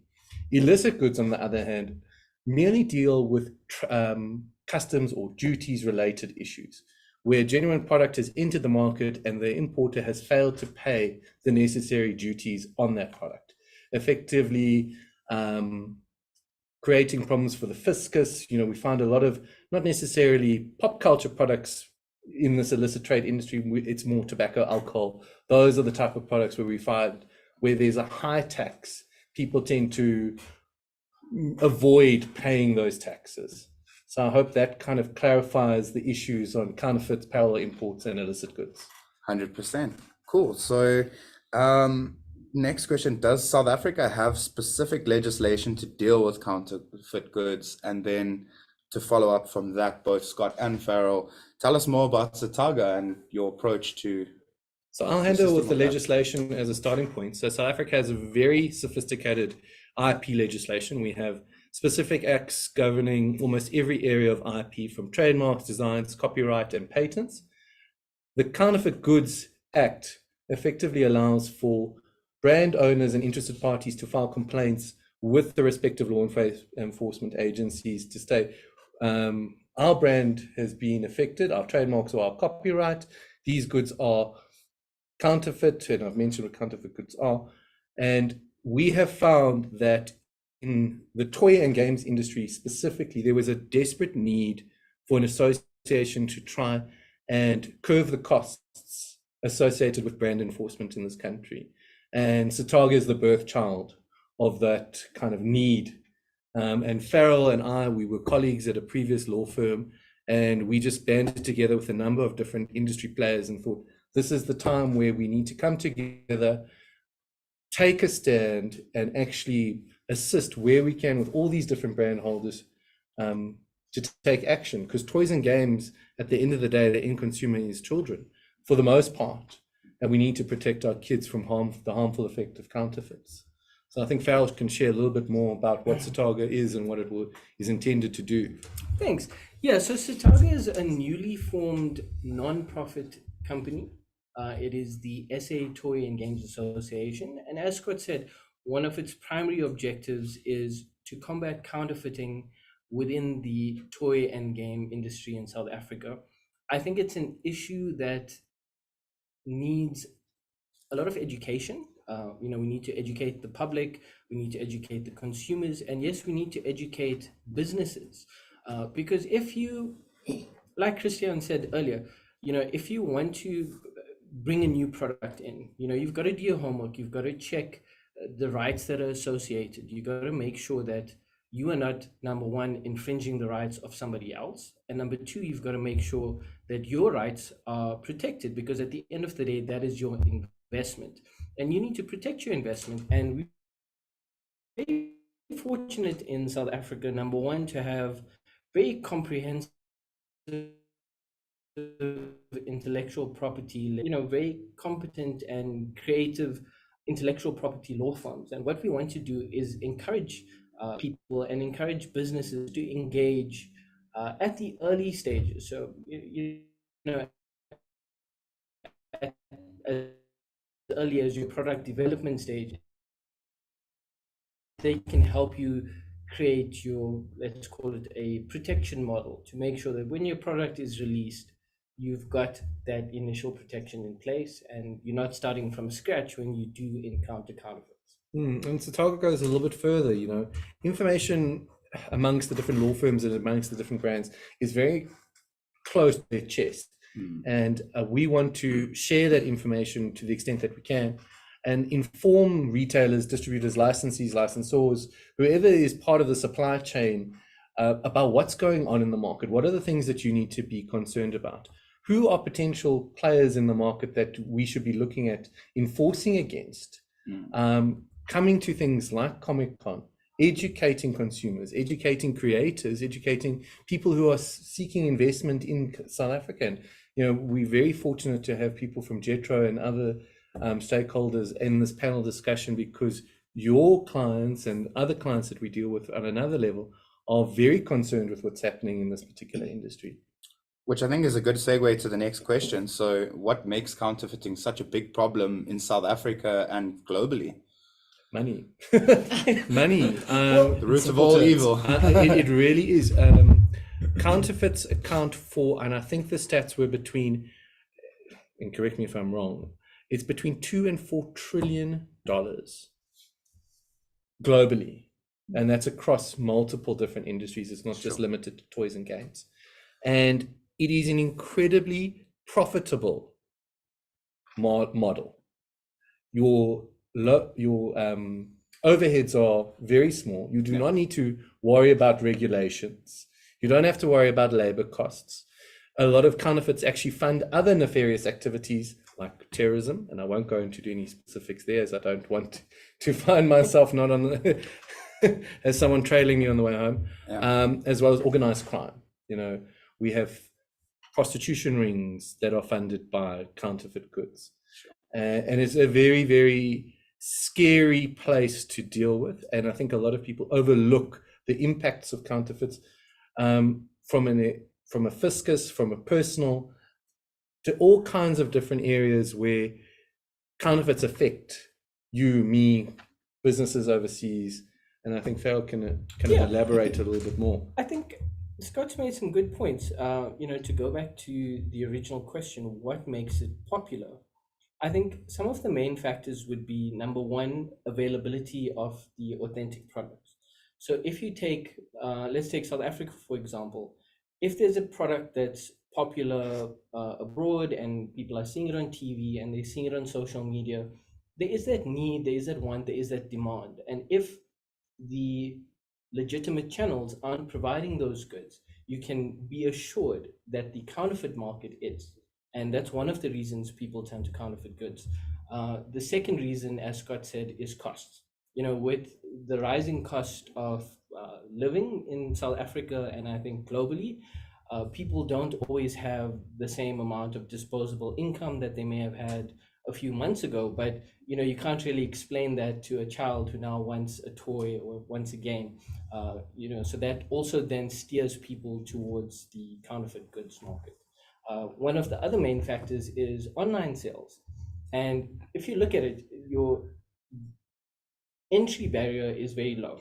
It's very easy to create a profile on an online sales platform. It's very easy to create a profile on a social media platform. And because there's so many users, it's very difficult for brand holders to then police and enforce against. So I think those are some key factors leading to the popularity of counterfeit goods. And that's kind of where Satago is also intended to come in, is to do that vetting process. Where e-commerce platforms trade, and they facilitate trade. They often have quite limited vetting processes. And if you come in as a distributor, retailer, or whoever is going to be trading in those platforms and say, well, you are now Satago accredited, it gives the consumer and whoever is dealing with that entity trust. And trust is an important thing in doing business, right? Yeah. So, I hope that kind of deals with the question. No, 100%. And I think we can now go from more of the bigger impacts of counterfeits that people don't see behind the price tag or behind the, it's a pack of Yu-Gi-Oh cards, it's got Pikachu on it, it must be fine, the kids are gonna love it. But there are those other impacts, affecting organized crime as well. But I think I'm gonna lead over to Stefan. So how do counterfeit products then impact different communities in the more direct ways, other than the ways that we've just mentioned? I think there's a number of ways in which it impacts it. I think if you look at the different communities, you could be a collector of these products, which means you want to buy the genuine products. So you don't mind spending it, because if you're collecting it, you want something that's limited in range and you want something that's going to hold its value over time. A counterfeit product does not do that. If it's a paper product, you mentioned some of the counterfeit collectible card games, there's no secondary market value to those products. They're basically worth the paper they were printed on, which is next to nothing. If you're a collector who's buying a expensive statue that's part of a limited range, you own one of 5,000 copies that were produced globally, it cheapens your experience if suddenly there are another 10,000 knockoff versions of that statue that are available within the market. It detracts from that purchase that you've made, the trust that you have in the brand, perhaps. So I think from a collector's perspective, that is how it impacts. You want to be able to buy with confidence to say that when I buy these, I am buying the real thing, and that we don't encourage others who are arriving onto the scene with the counterfeit goods and say it's fine, it's acceptable. So from a social perspective as well, those players or collectors could perhaps be ostracized. Scott has mentioned that a lot of these products are ultimately aimed at a younger market, children. You don't want to be on the playground and the kids say, well, Jimmy, you don't get to play with us because you haven't bought the genuine products. That's not a good experience for a child to have. Or if you go to a tournament to play with these things and they say, sorry, we can't officially allow you to play because this is an official event, it's been authorized, but you are here and we cannot encourage the behavior of you playing with the counterfeits. Now you're turning people away from being able to engage with the brand. You want them to engage with it, but you also don't want, like I said, have these negative experiences attached with it. You say, well, you don't get to play with us, you don't get to trade with us, we really don't want to see you. And it's a bit of social stigma then starts to attach to it.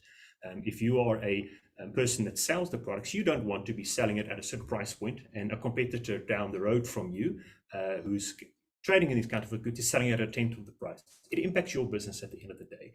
You've got rent that you have to pay, you've got other costs like staff and things like that you have to worry about. The other person doesn't consider that. So there's various aspects. It impacts people's businesses, it impacts people's perceptions of the brands, and it's just something we don't want to encourage. And that's why it's important to educate people, because some people genuinely are not aware that they're purchasing the counterfeits. Some people do it knowingly, others just simply do not know. They don't know the price point is so far apart. It's obvious that it shouldn't be, and we've spoken about it a bit earlier. Sometimes the price points are so close together, it's difficult to distinguish if you don't know what it is to look for.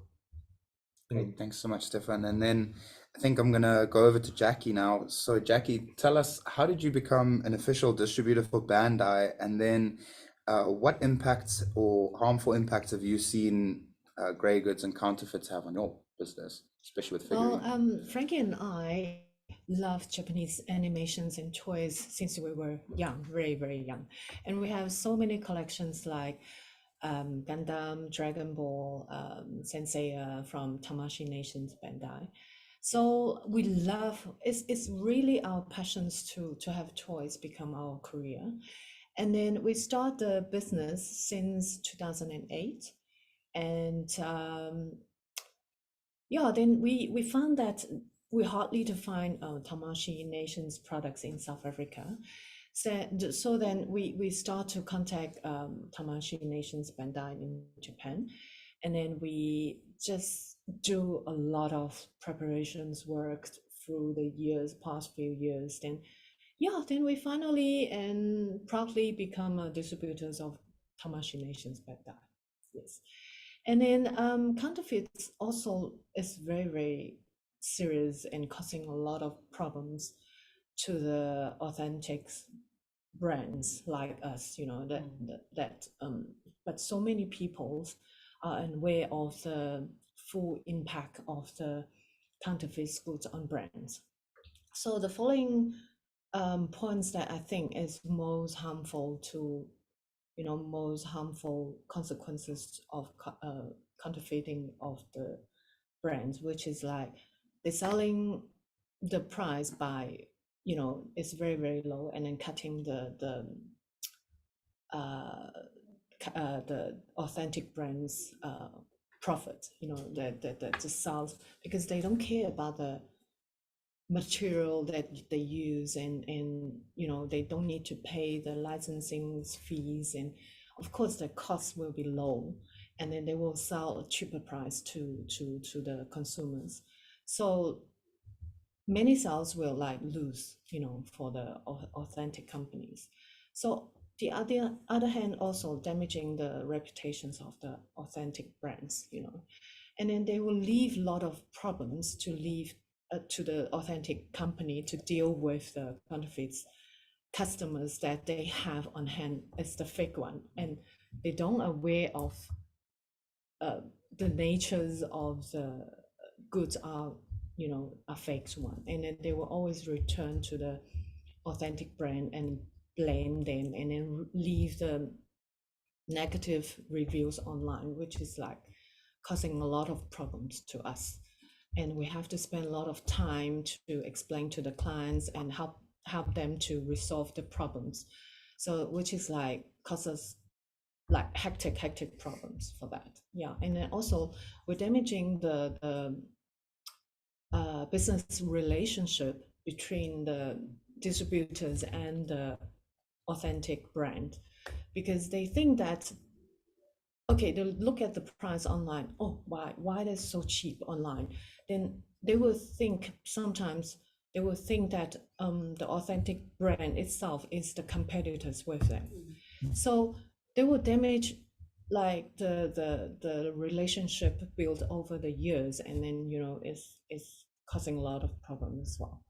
And they are forcing the authentic brands to spend a lot of money and times to fight with the fake products, Sure. So I think these are the most harmful consequences that makes from by the counterfeit. Jordan, can I also just jump in here? Sure. And something that's important about that is, I think, as a consumer of many of these brands, you don't see the counterfeiters rocking up at Comic-Con, right? They don't invest back into the community. They're not setting up booths at the convention. They're not that's the point. building a community and creating an experience or a benefit to the end consumer necessarily. It's very much a grab and go environment. So we were talking about this earlier as well, is the lack of, in South Africa, we want to experience these brands in the truest form. But if we do not support authentic brands and official merchandise, then we won't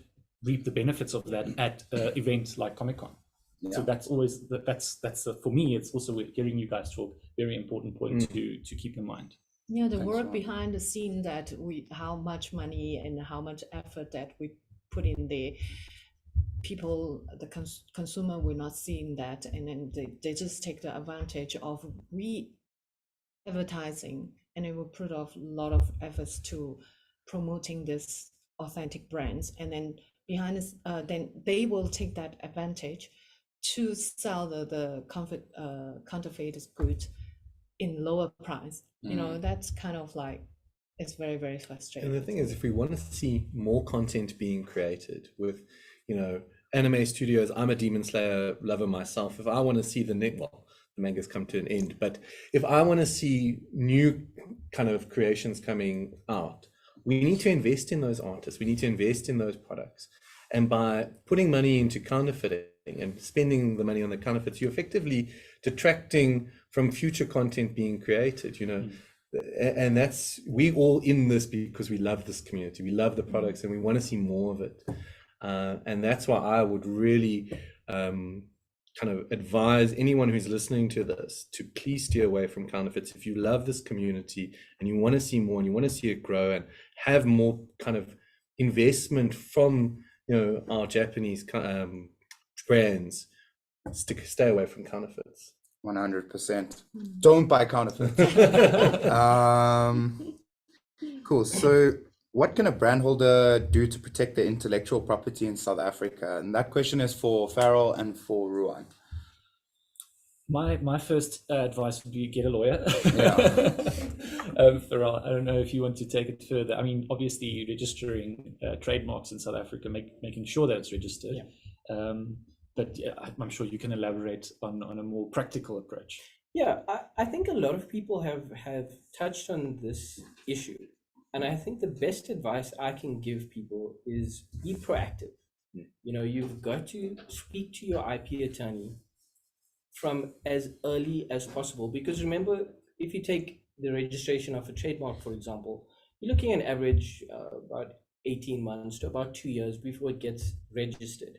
You can't be waiting for your product to be released and then trying to register that trademark. It's going to impede your enforcement and your protection of that right. So be proactive. Try and educate your consumers. Try and incorporate anti-counterfeiting messages into your marketing. I know a lot of brands over the years have done it, and they've been quite successful, in their campaigns, or at the end of their ad, they say, buy the authentic product or don't buy the fake product. And a lot of people have touched on the reasons behind that. When it comes to the value of that product, it's not just for the time being, it's got a collective value that's attached to it. So you've got to educate your consumers as well as early as possible. Let them know to buy the authentic products. Scott, do you want to... Yeah, so from a practical point of view, expanding on what you've said, Farrell, trademark registrations are a vital part of the IP enforcement kind of strategy. Copyright is another thing that is important for all kind of games, especially cards, board games. Keep a record of your creators, your owners of the various elements of the copyrighted work, especially the artwork that is attached on a packaging, of a Monopoly or Azul or Catan. That actual image is copyright protectable, so you can potentially enforce just on the copyright alone, but you need to have accurate records of who created it and who is the owner of that particular work. South Africa, in the Counterfeit Goods Act, allows for border control measures in the form of a customs recordal.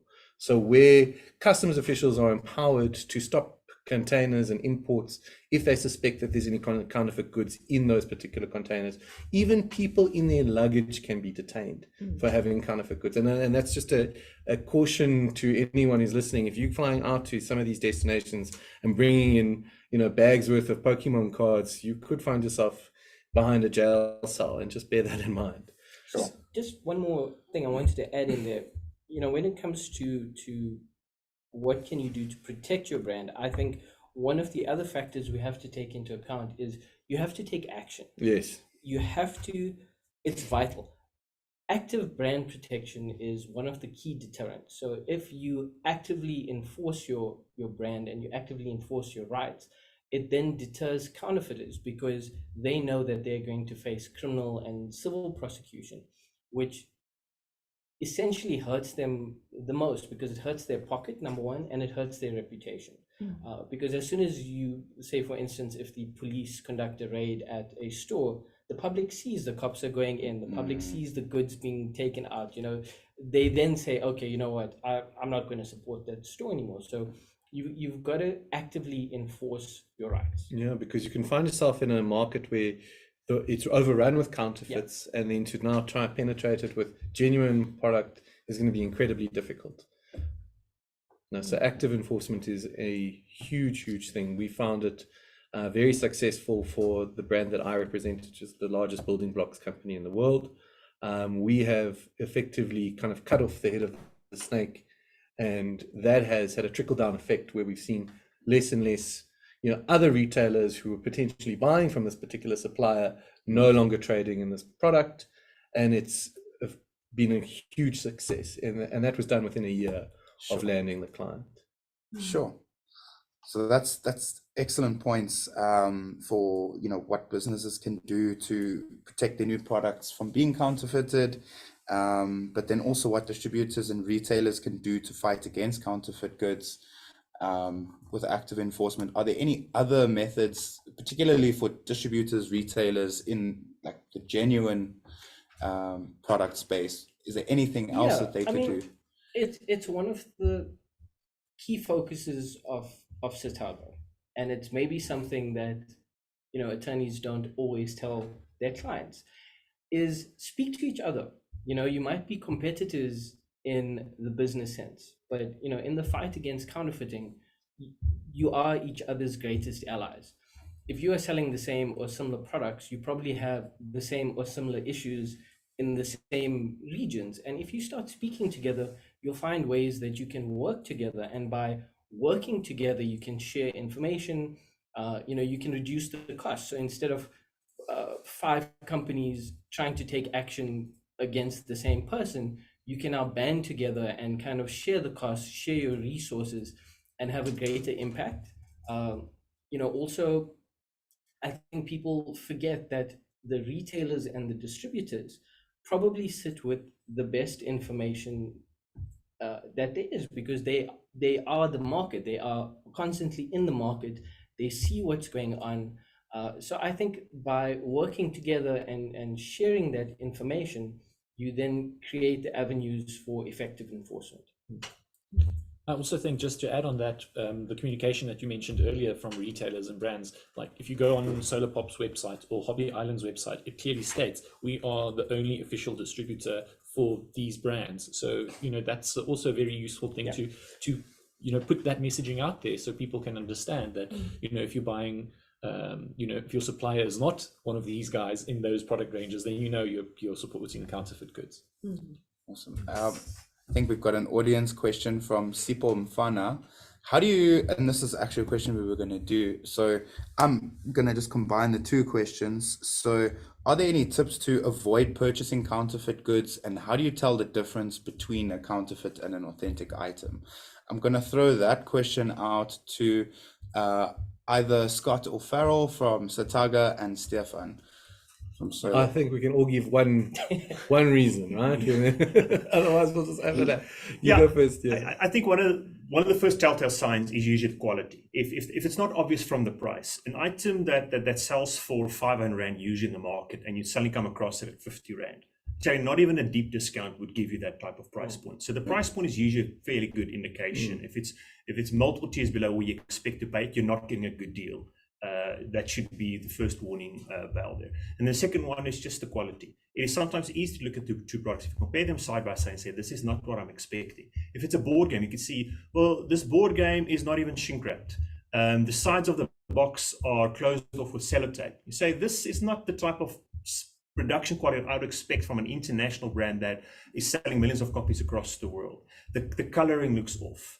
So those are things. And I think one of the other simple ways to determine as well is the type of channels through which you purchase. You would not typically, you are able to purchase board games, for example, at a traffic light, but that is not a place where you would typically purchase those things. You wouldn't go and, go after the services of a medical professional who advertise their businesses through a poster stapled to a lamppost. These are the type of things. Is if it looks out of place, then you should be suspicious. If it looks inferior compared to what you expect this thing to be, then it should be as well. Sometimes you see even toys as well. They've got the selection. It's like, you see the eyes are painted on the forehead, and the two hands on the figurine aren't even the same types of hands.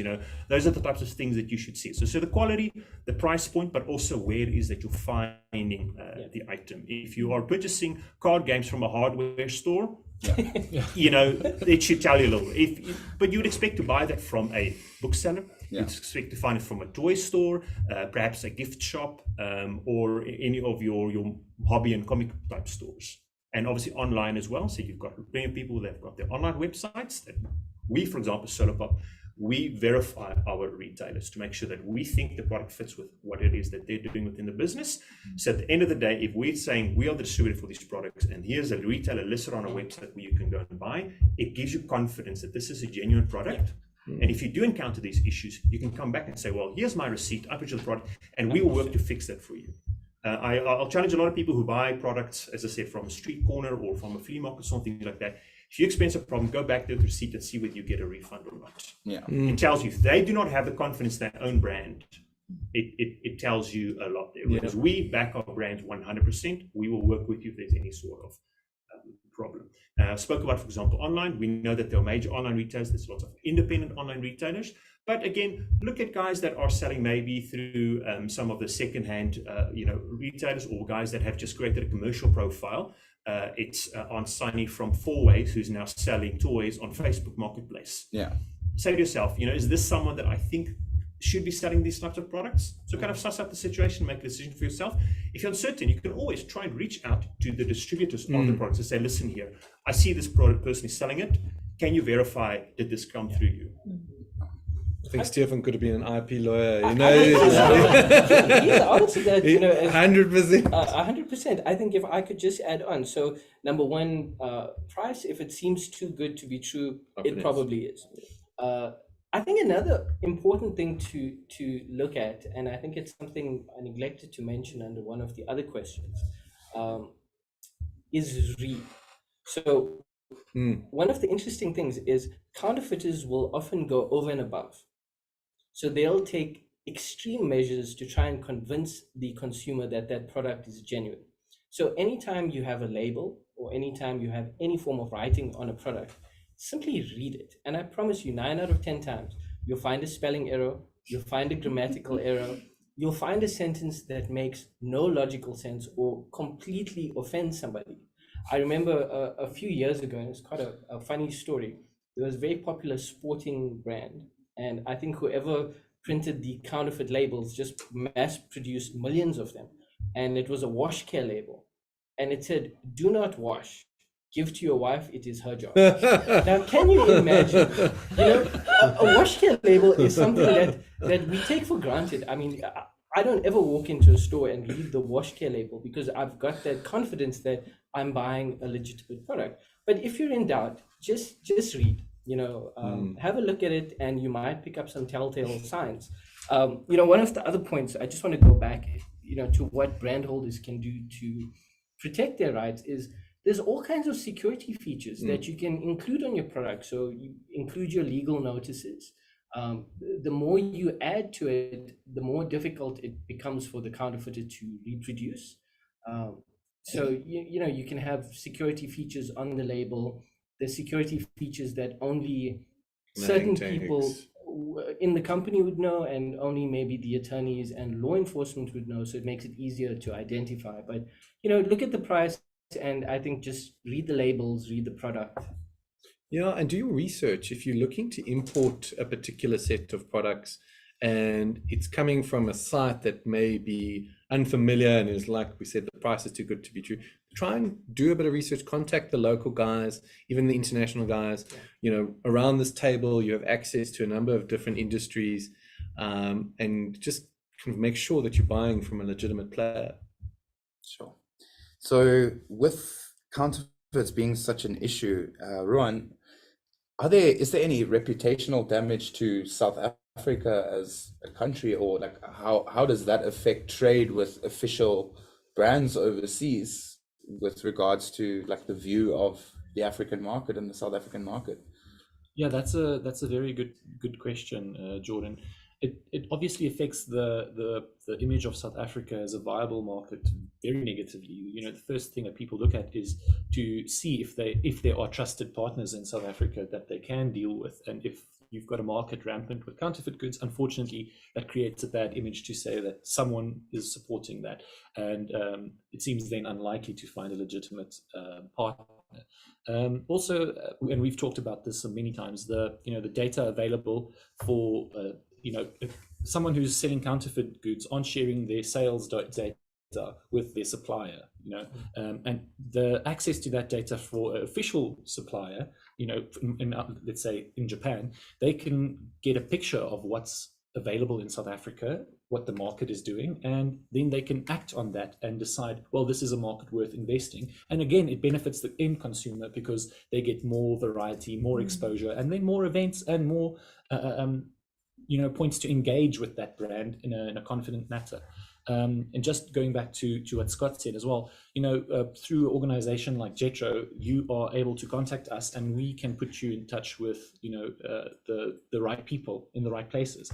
And then you can import with confidence, because it's too easy for a lot of people to just, we've got the internet. So then you go online and you think you can find a retailer or a supplier. And then often that isn't, the right channels. And let's say you choose to follow that channels to get a start. And if you want to go legit, 5 years down the line, and you, let's say, meet with Bandai or someone, they will look at your history and see, okay, you've sold their counterfeit products for how long? We are not going to do business with you. I'm sorry, we're not going to legitimize your actions that you've taken in the past. So definitely, from a country perspective, there's brand damage. If the brands look at South Africa and say, oh, we're a country that support this, and then just from a retailer perspective as well, there's brand damage if you want to go legit, as they say, and have official business dealings with these brand owners. Definitely.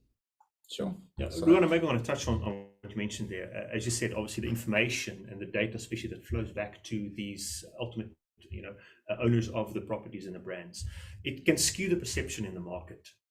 If 30% of the goods for a particular brand being sold are counterfeit, effectively the market is 30% smaller than it actually is. You've got people locally that are spending the money.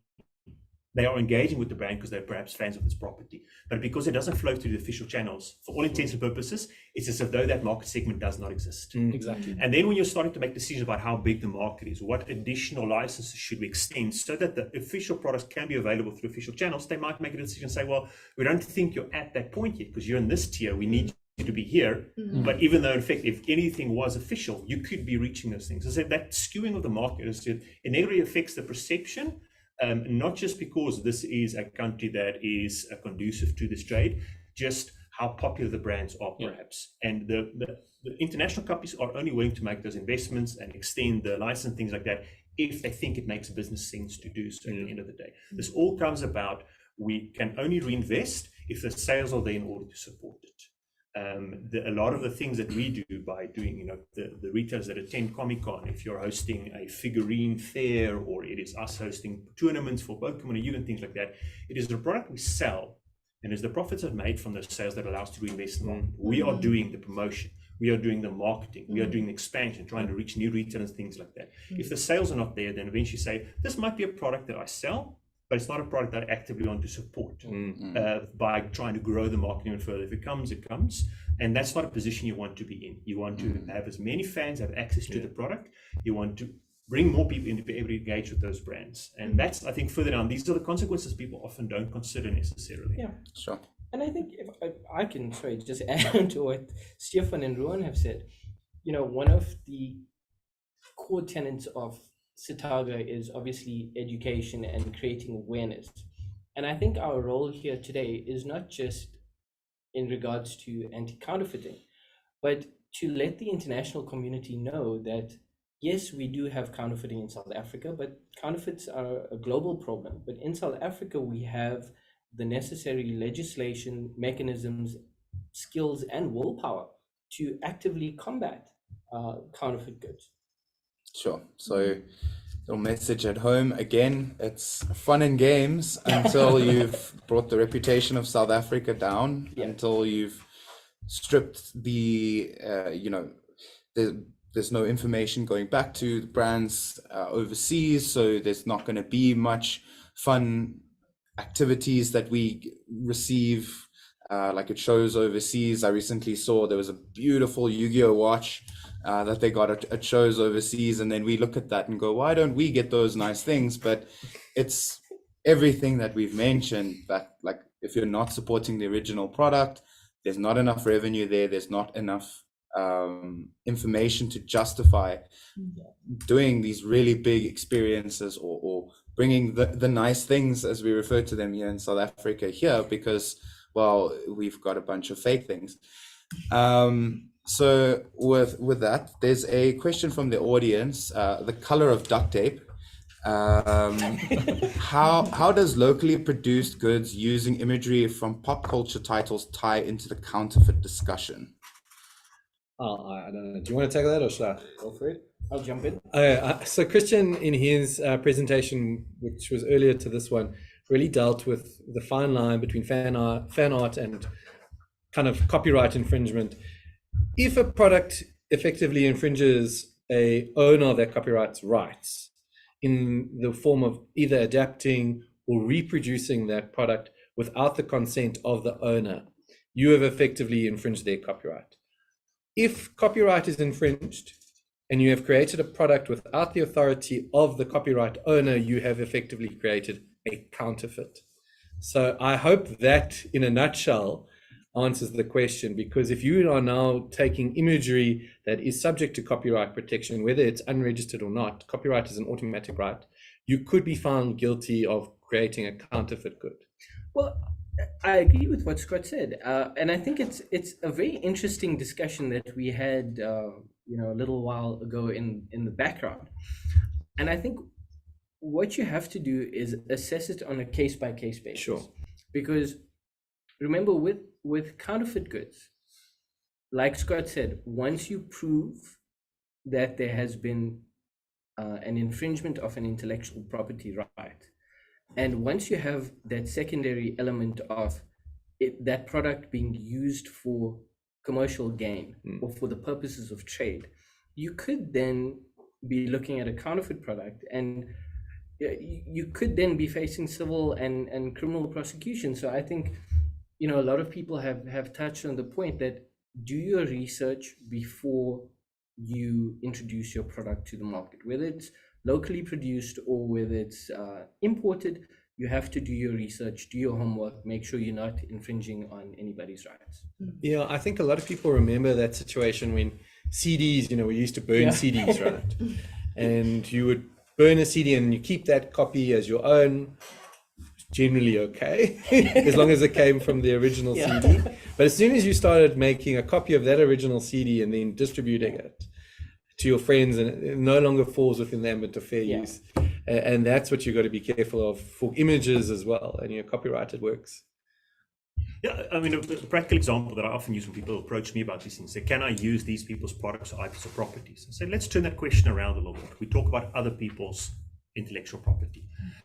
Say your own intellectual property. If you've spent the time creating a character, writing a story, or composing a song, how would you feel if someone else uses it without your permission? You'd say, well, these are long hours and late nights and sweat and tears and things that I've invested into this thing. I should be the one that sees the commercial benefit behind these products. So ask yourself that question. If you were the rights holder, how would you feel if someone is doing what you intend to do or what you are doing? You'd very quickly say, I'm not happy with that. And that should answer your question. Great. So I see that we've just got about 5 minutes left. Lastly, and I think we have touched on this quite a bit, but to Stefan, or second last question to Stefan and to Jackie, what is that extra value that you get by buying a genuine product over a fake, both as a statue and then as a board game or collectible? And then we're going to go through to Ruan for one more question. Right. I can go first. A lot of these products are collectible at the end of the day. And, that implies that they would, perhaps there's a limited quantity, or the idea rather that there's a value that could increase over time. And there is a sense of value in hanging on to these. On the statue front, it might be a limited edition. You own one of 2,000 that is in the market. It gives you a bit of exclusivity with the product that you've purchased. Or if it is a card game and there's a very valuable card because it's very popular in the game's use, that card has a high value. If you are spending 100 Rand to buy a booster pack and you open up a card that sells for $1,000, you've made a steady profit off of that there. Over time, as you build up your collection, that collection holds the value. If for some reason, maybe the hobby is not for me anymore and will want to move on to a different thing, or time gets in the way, you're able to sell that product. Even if not for what you've invested into it, you can even sell it for a profit there.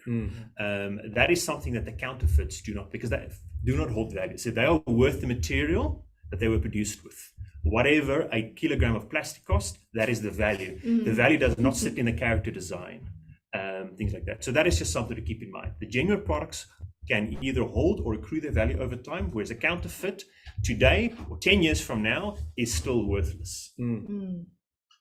It's all about, I totally agree over that. So awesome. Great, thanks so much, guys.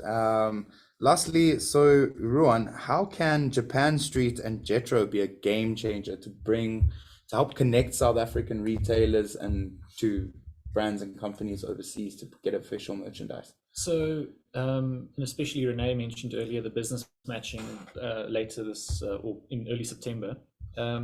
Japan Street is a B2B catalog, online catalog for invited buyers to register on and then meet with official Japanese suppliers. Now, Japan Street covers a lot of different industries, from not only, what we're talking about here today, but different industries. But as it relates to today, there's a bunch of content owners and IP rights holders on there that are ready to meet South African businesses. So if you register on Japan Street, Jetro, which is a government-related organization, can help you meet directly with these companies, and then you can rest assured that you're talking to the right people. And it's never actually been easier. You can talk to the right people without worrying that this is coming from some other channel. So it makes it easier than I thought initially possible. If you think starting a business like this, I've talked to Jackie how they started having to go to Japan.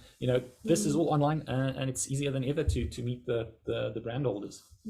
And with that said, I think we're gonna leave that here. Thank you so much, guys. Jackie, Ruan, Stefan, Farrell, and Scott. It's been awesome having you.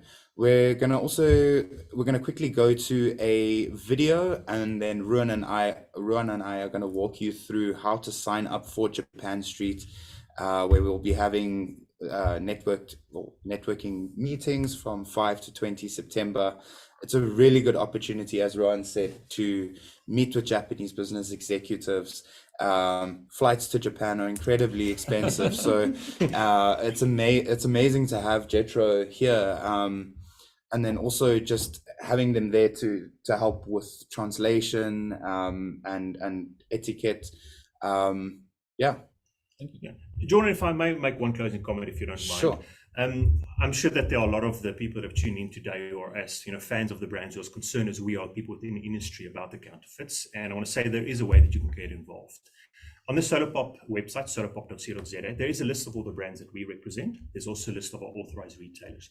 But if you happen to come across some of these products that you suspect are counterfeit, you can actually contact us on tip-offs@solarpop.co.za. If you can be that extra pair of ears and eyes on the street, it just helps us immensely to be able to tackle this problem here. So that at the end of the day, we do things that are good for the industry, and whatever's good for the industry is good for everyone in the industry, whether you're a buyer, a seller, or collector, or a consumer. Great, thanks so much, Stefan. Don't sell yourself short by buying fakes. Don't sell your customers short by selling fakes. And if you see any fakes, contact either Sataga or Solarpop directly. Thank you so much, guys. Thanks for Thank having you. us. Thank you. Thank you. Thanks.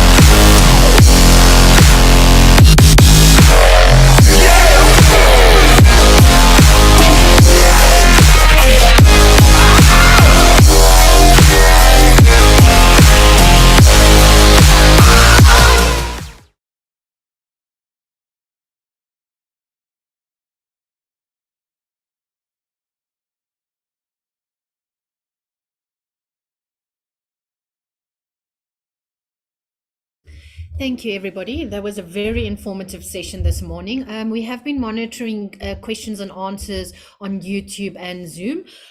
We were just waiting for an opportunity now towards the end to maybe address a few key questions that have come up. And then while Jordan and Ron are just getting their presentation up, I'm going to talk to some of these questions. I think there is a concern in the community, and specifically when it comes to Comic-Con and our small businesses, that the process is difficult or expensive to get licensing, and we completely understand that. This is not an overnight thing that's going to happen. It's going to be a process, and we rather want to work with you guys in the block, in the Artist Alley, the small business community, to try and find the middle point. We've heard from the brand owners. We've heard now from the legal points of things. We need to do more conversations with all our small businesses to understand how we can all meet in the middle and ensure that we move towards getting the right licenses. Where do we need support? Is it a financial support? Is it investment support? Or is it the knowledge? I think we as Comic-Con have now taken the first step towards this, and I think this is the education phase. And also making the right connections. With JETRO being on board, they'll help us facilitate one-on-one meetings directly, which already cuts out the whole process of trying to find the right contact in order to start talk licensing. So I just wanted to raise that before we proceed, especially with Kutsene Relics and some of the other gentlemen that were exhibiting at Comic-Con last year or earlier in this year with Comic-Con Cape Town, saying that they saw counterfeit goods at Comic-Con. We are aware of it, but we don't want to alienate either the small businesses, because we can understand it's a challenging situation. So I just wanted to say that if you have any further questions specifically around Comic-Con and what we're doing for the block this year, we have enforced the rules, and we're asking the small businesses to work with us to not have counterfeit goods. If you're purchasing from a distributor to resell, make sure that they have the licenses when you buy from them. I'm available, and Jordan is also dedicated to this project from the team. It's Jordan at comicconafrica.co.za and Renee at comicconafrica.co.za. Our email addresses are on the website. We will also be present at the exhibitor briefing, so please feel free and don't feel intimidated to come up to us. We're working with you guys. We want to grow the pop culture industry. And like they mentioned in the previous session, that we want to build trust with the authentic brands so that they can invest back into our community and have big displays and big experiences at Comic-Con. So please don't think that we are doing this overnight. We want to work with you and build on this for the next 3 to 5 years. So now, without further ado, I'm going to call Jordan and Ron back, and they're going to explain how you can register on Japan Street to participate in these one-on-one meetings coming up in September. Thank you, everybody.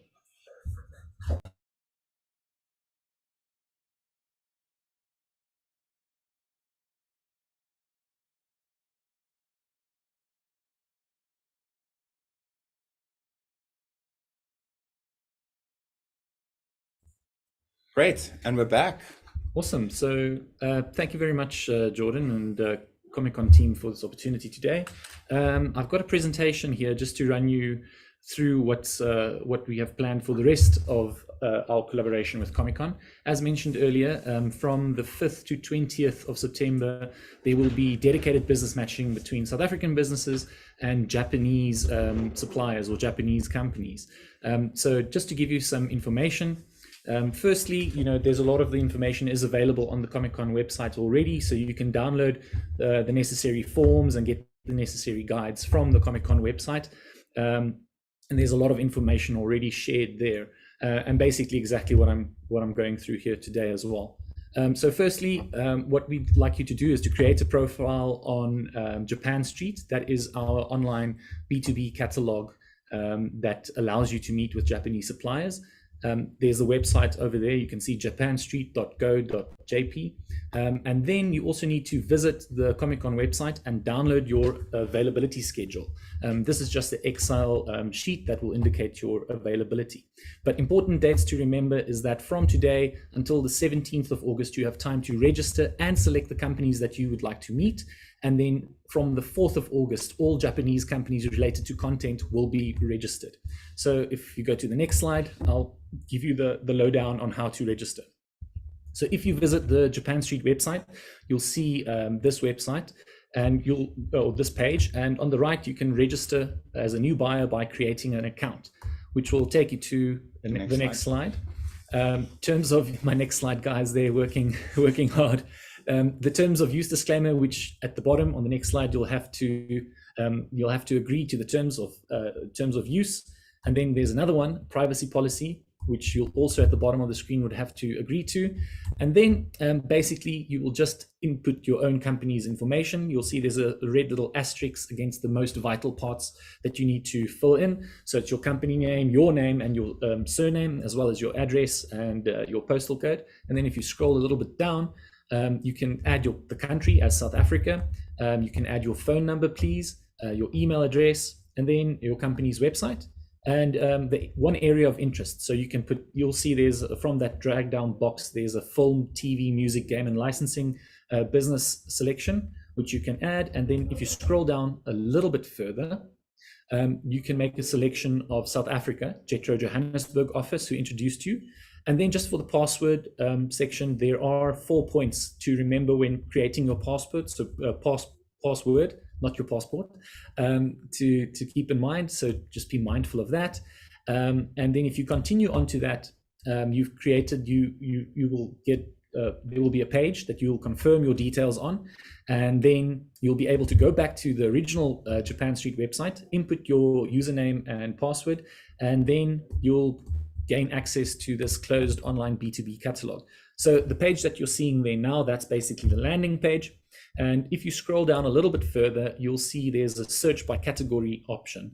And in the bottom right corner, there is a film and TV, music, game, and licensing business category. And if you click on that, you'll be taken to the dedicated page for that. So this is just a sample page.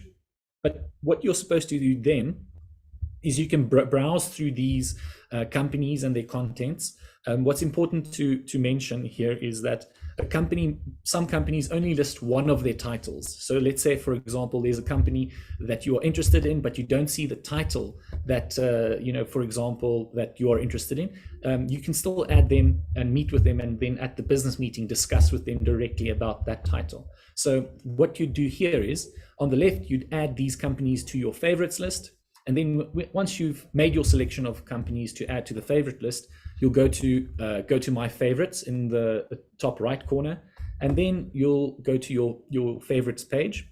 And then from here, you'll see on the bottom left, there's a red circle that says check all or clear all. If you click check all the companies will be selected. And then you can just click on request meetings for all checked products. And that'll take you to the next page where you'll have to input your email. And then, very important, please click I have already told Jetro this meeting schedule. I'll tell you a little bit more about that a little bit later, but very important, please click I've already told Jetro this meeting schedule, and then scroll down and then choose your preferred language, English, please, and preferred tool, Zoom. So Jetro, of course, if necessary, will help with interpreters if there's any interpretation between Japanese and English necessary. And then also very important, in the little comment box at the bottom, please write Comic-Con Africa business matching. That's just so that we know the registrations we are getting are related, or the business meeting requests we are getting are related to the Comic-Con business matching. And then you can click next, where you'll just have to confirm a few things on the right, and then right at the bottom you'll be able to submit this business matching request. Okay, so that is basically what you can do. I just want to go to the next slide to tell you about that availability schedule that you can download from the Comic-Con website.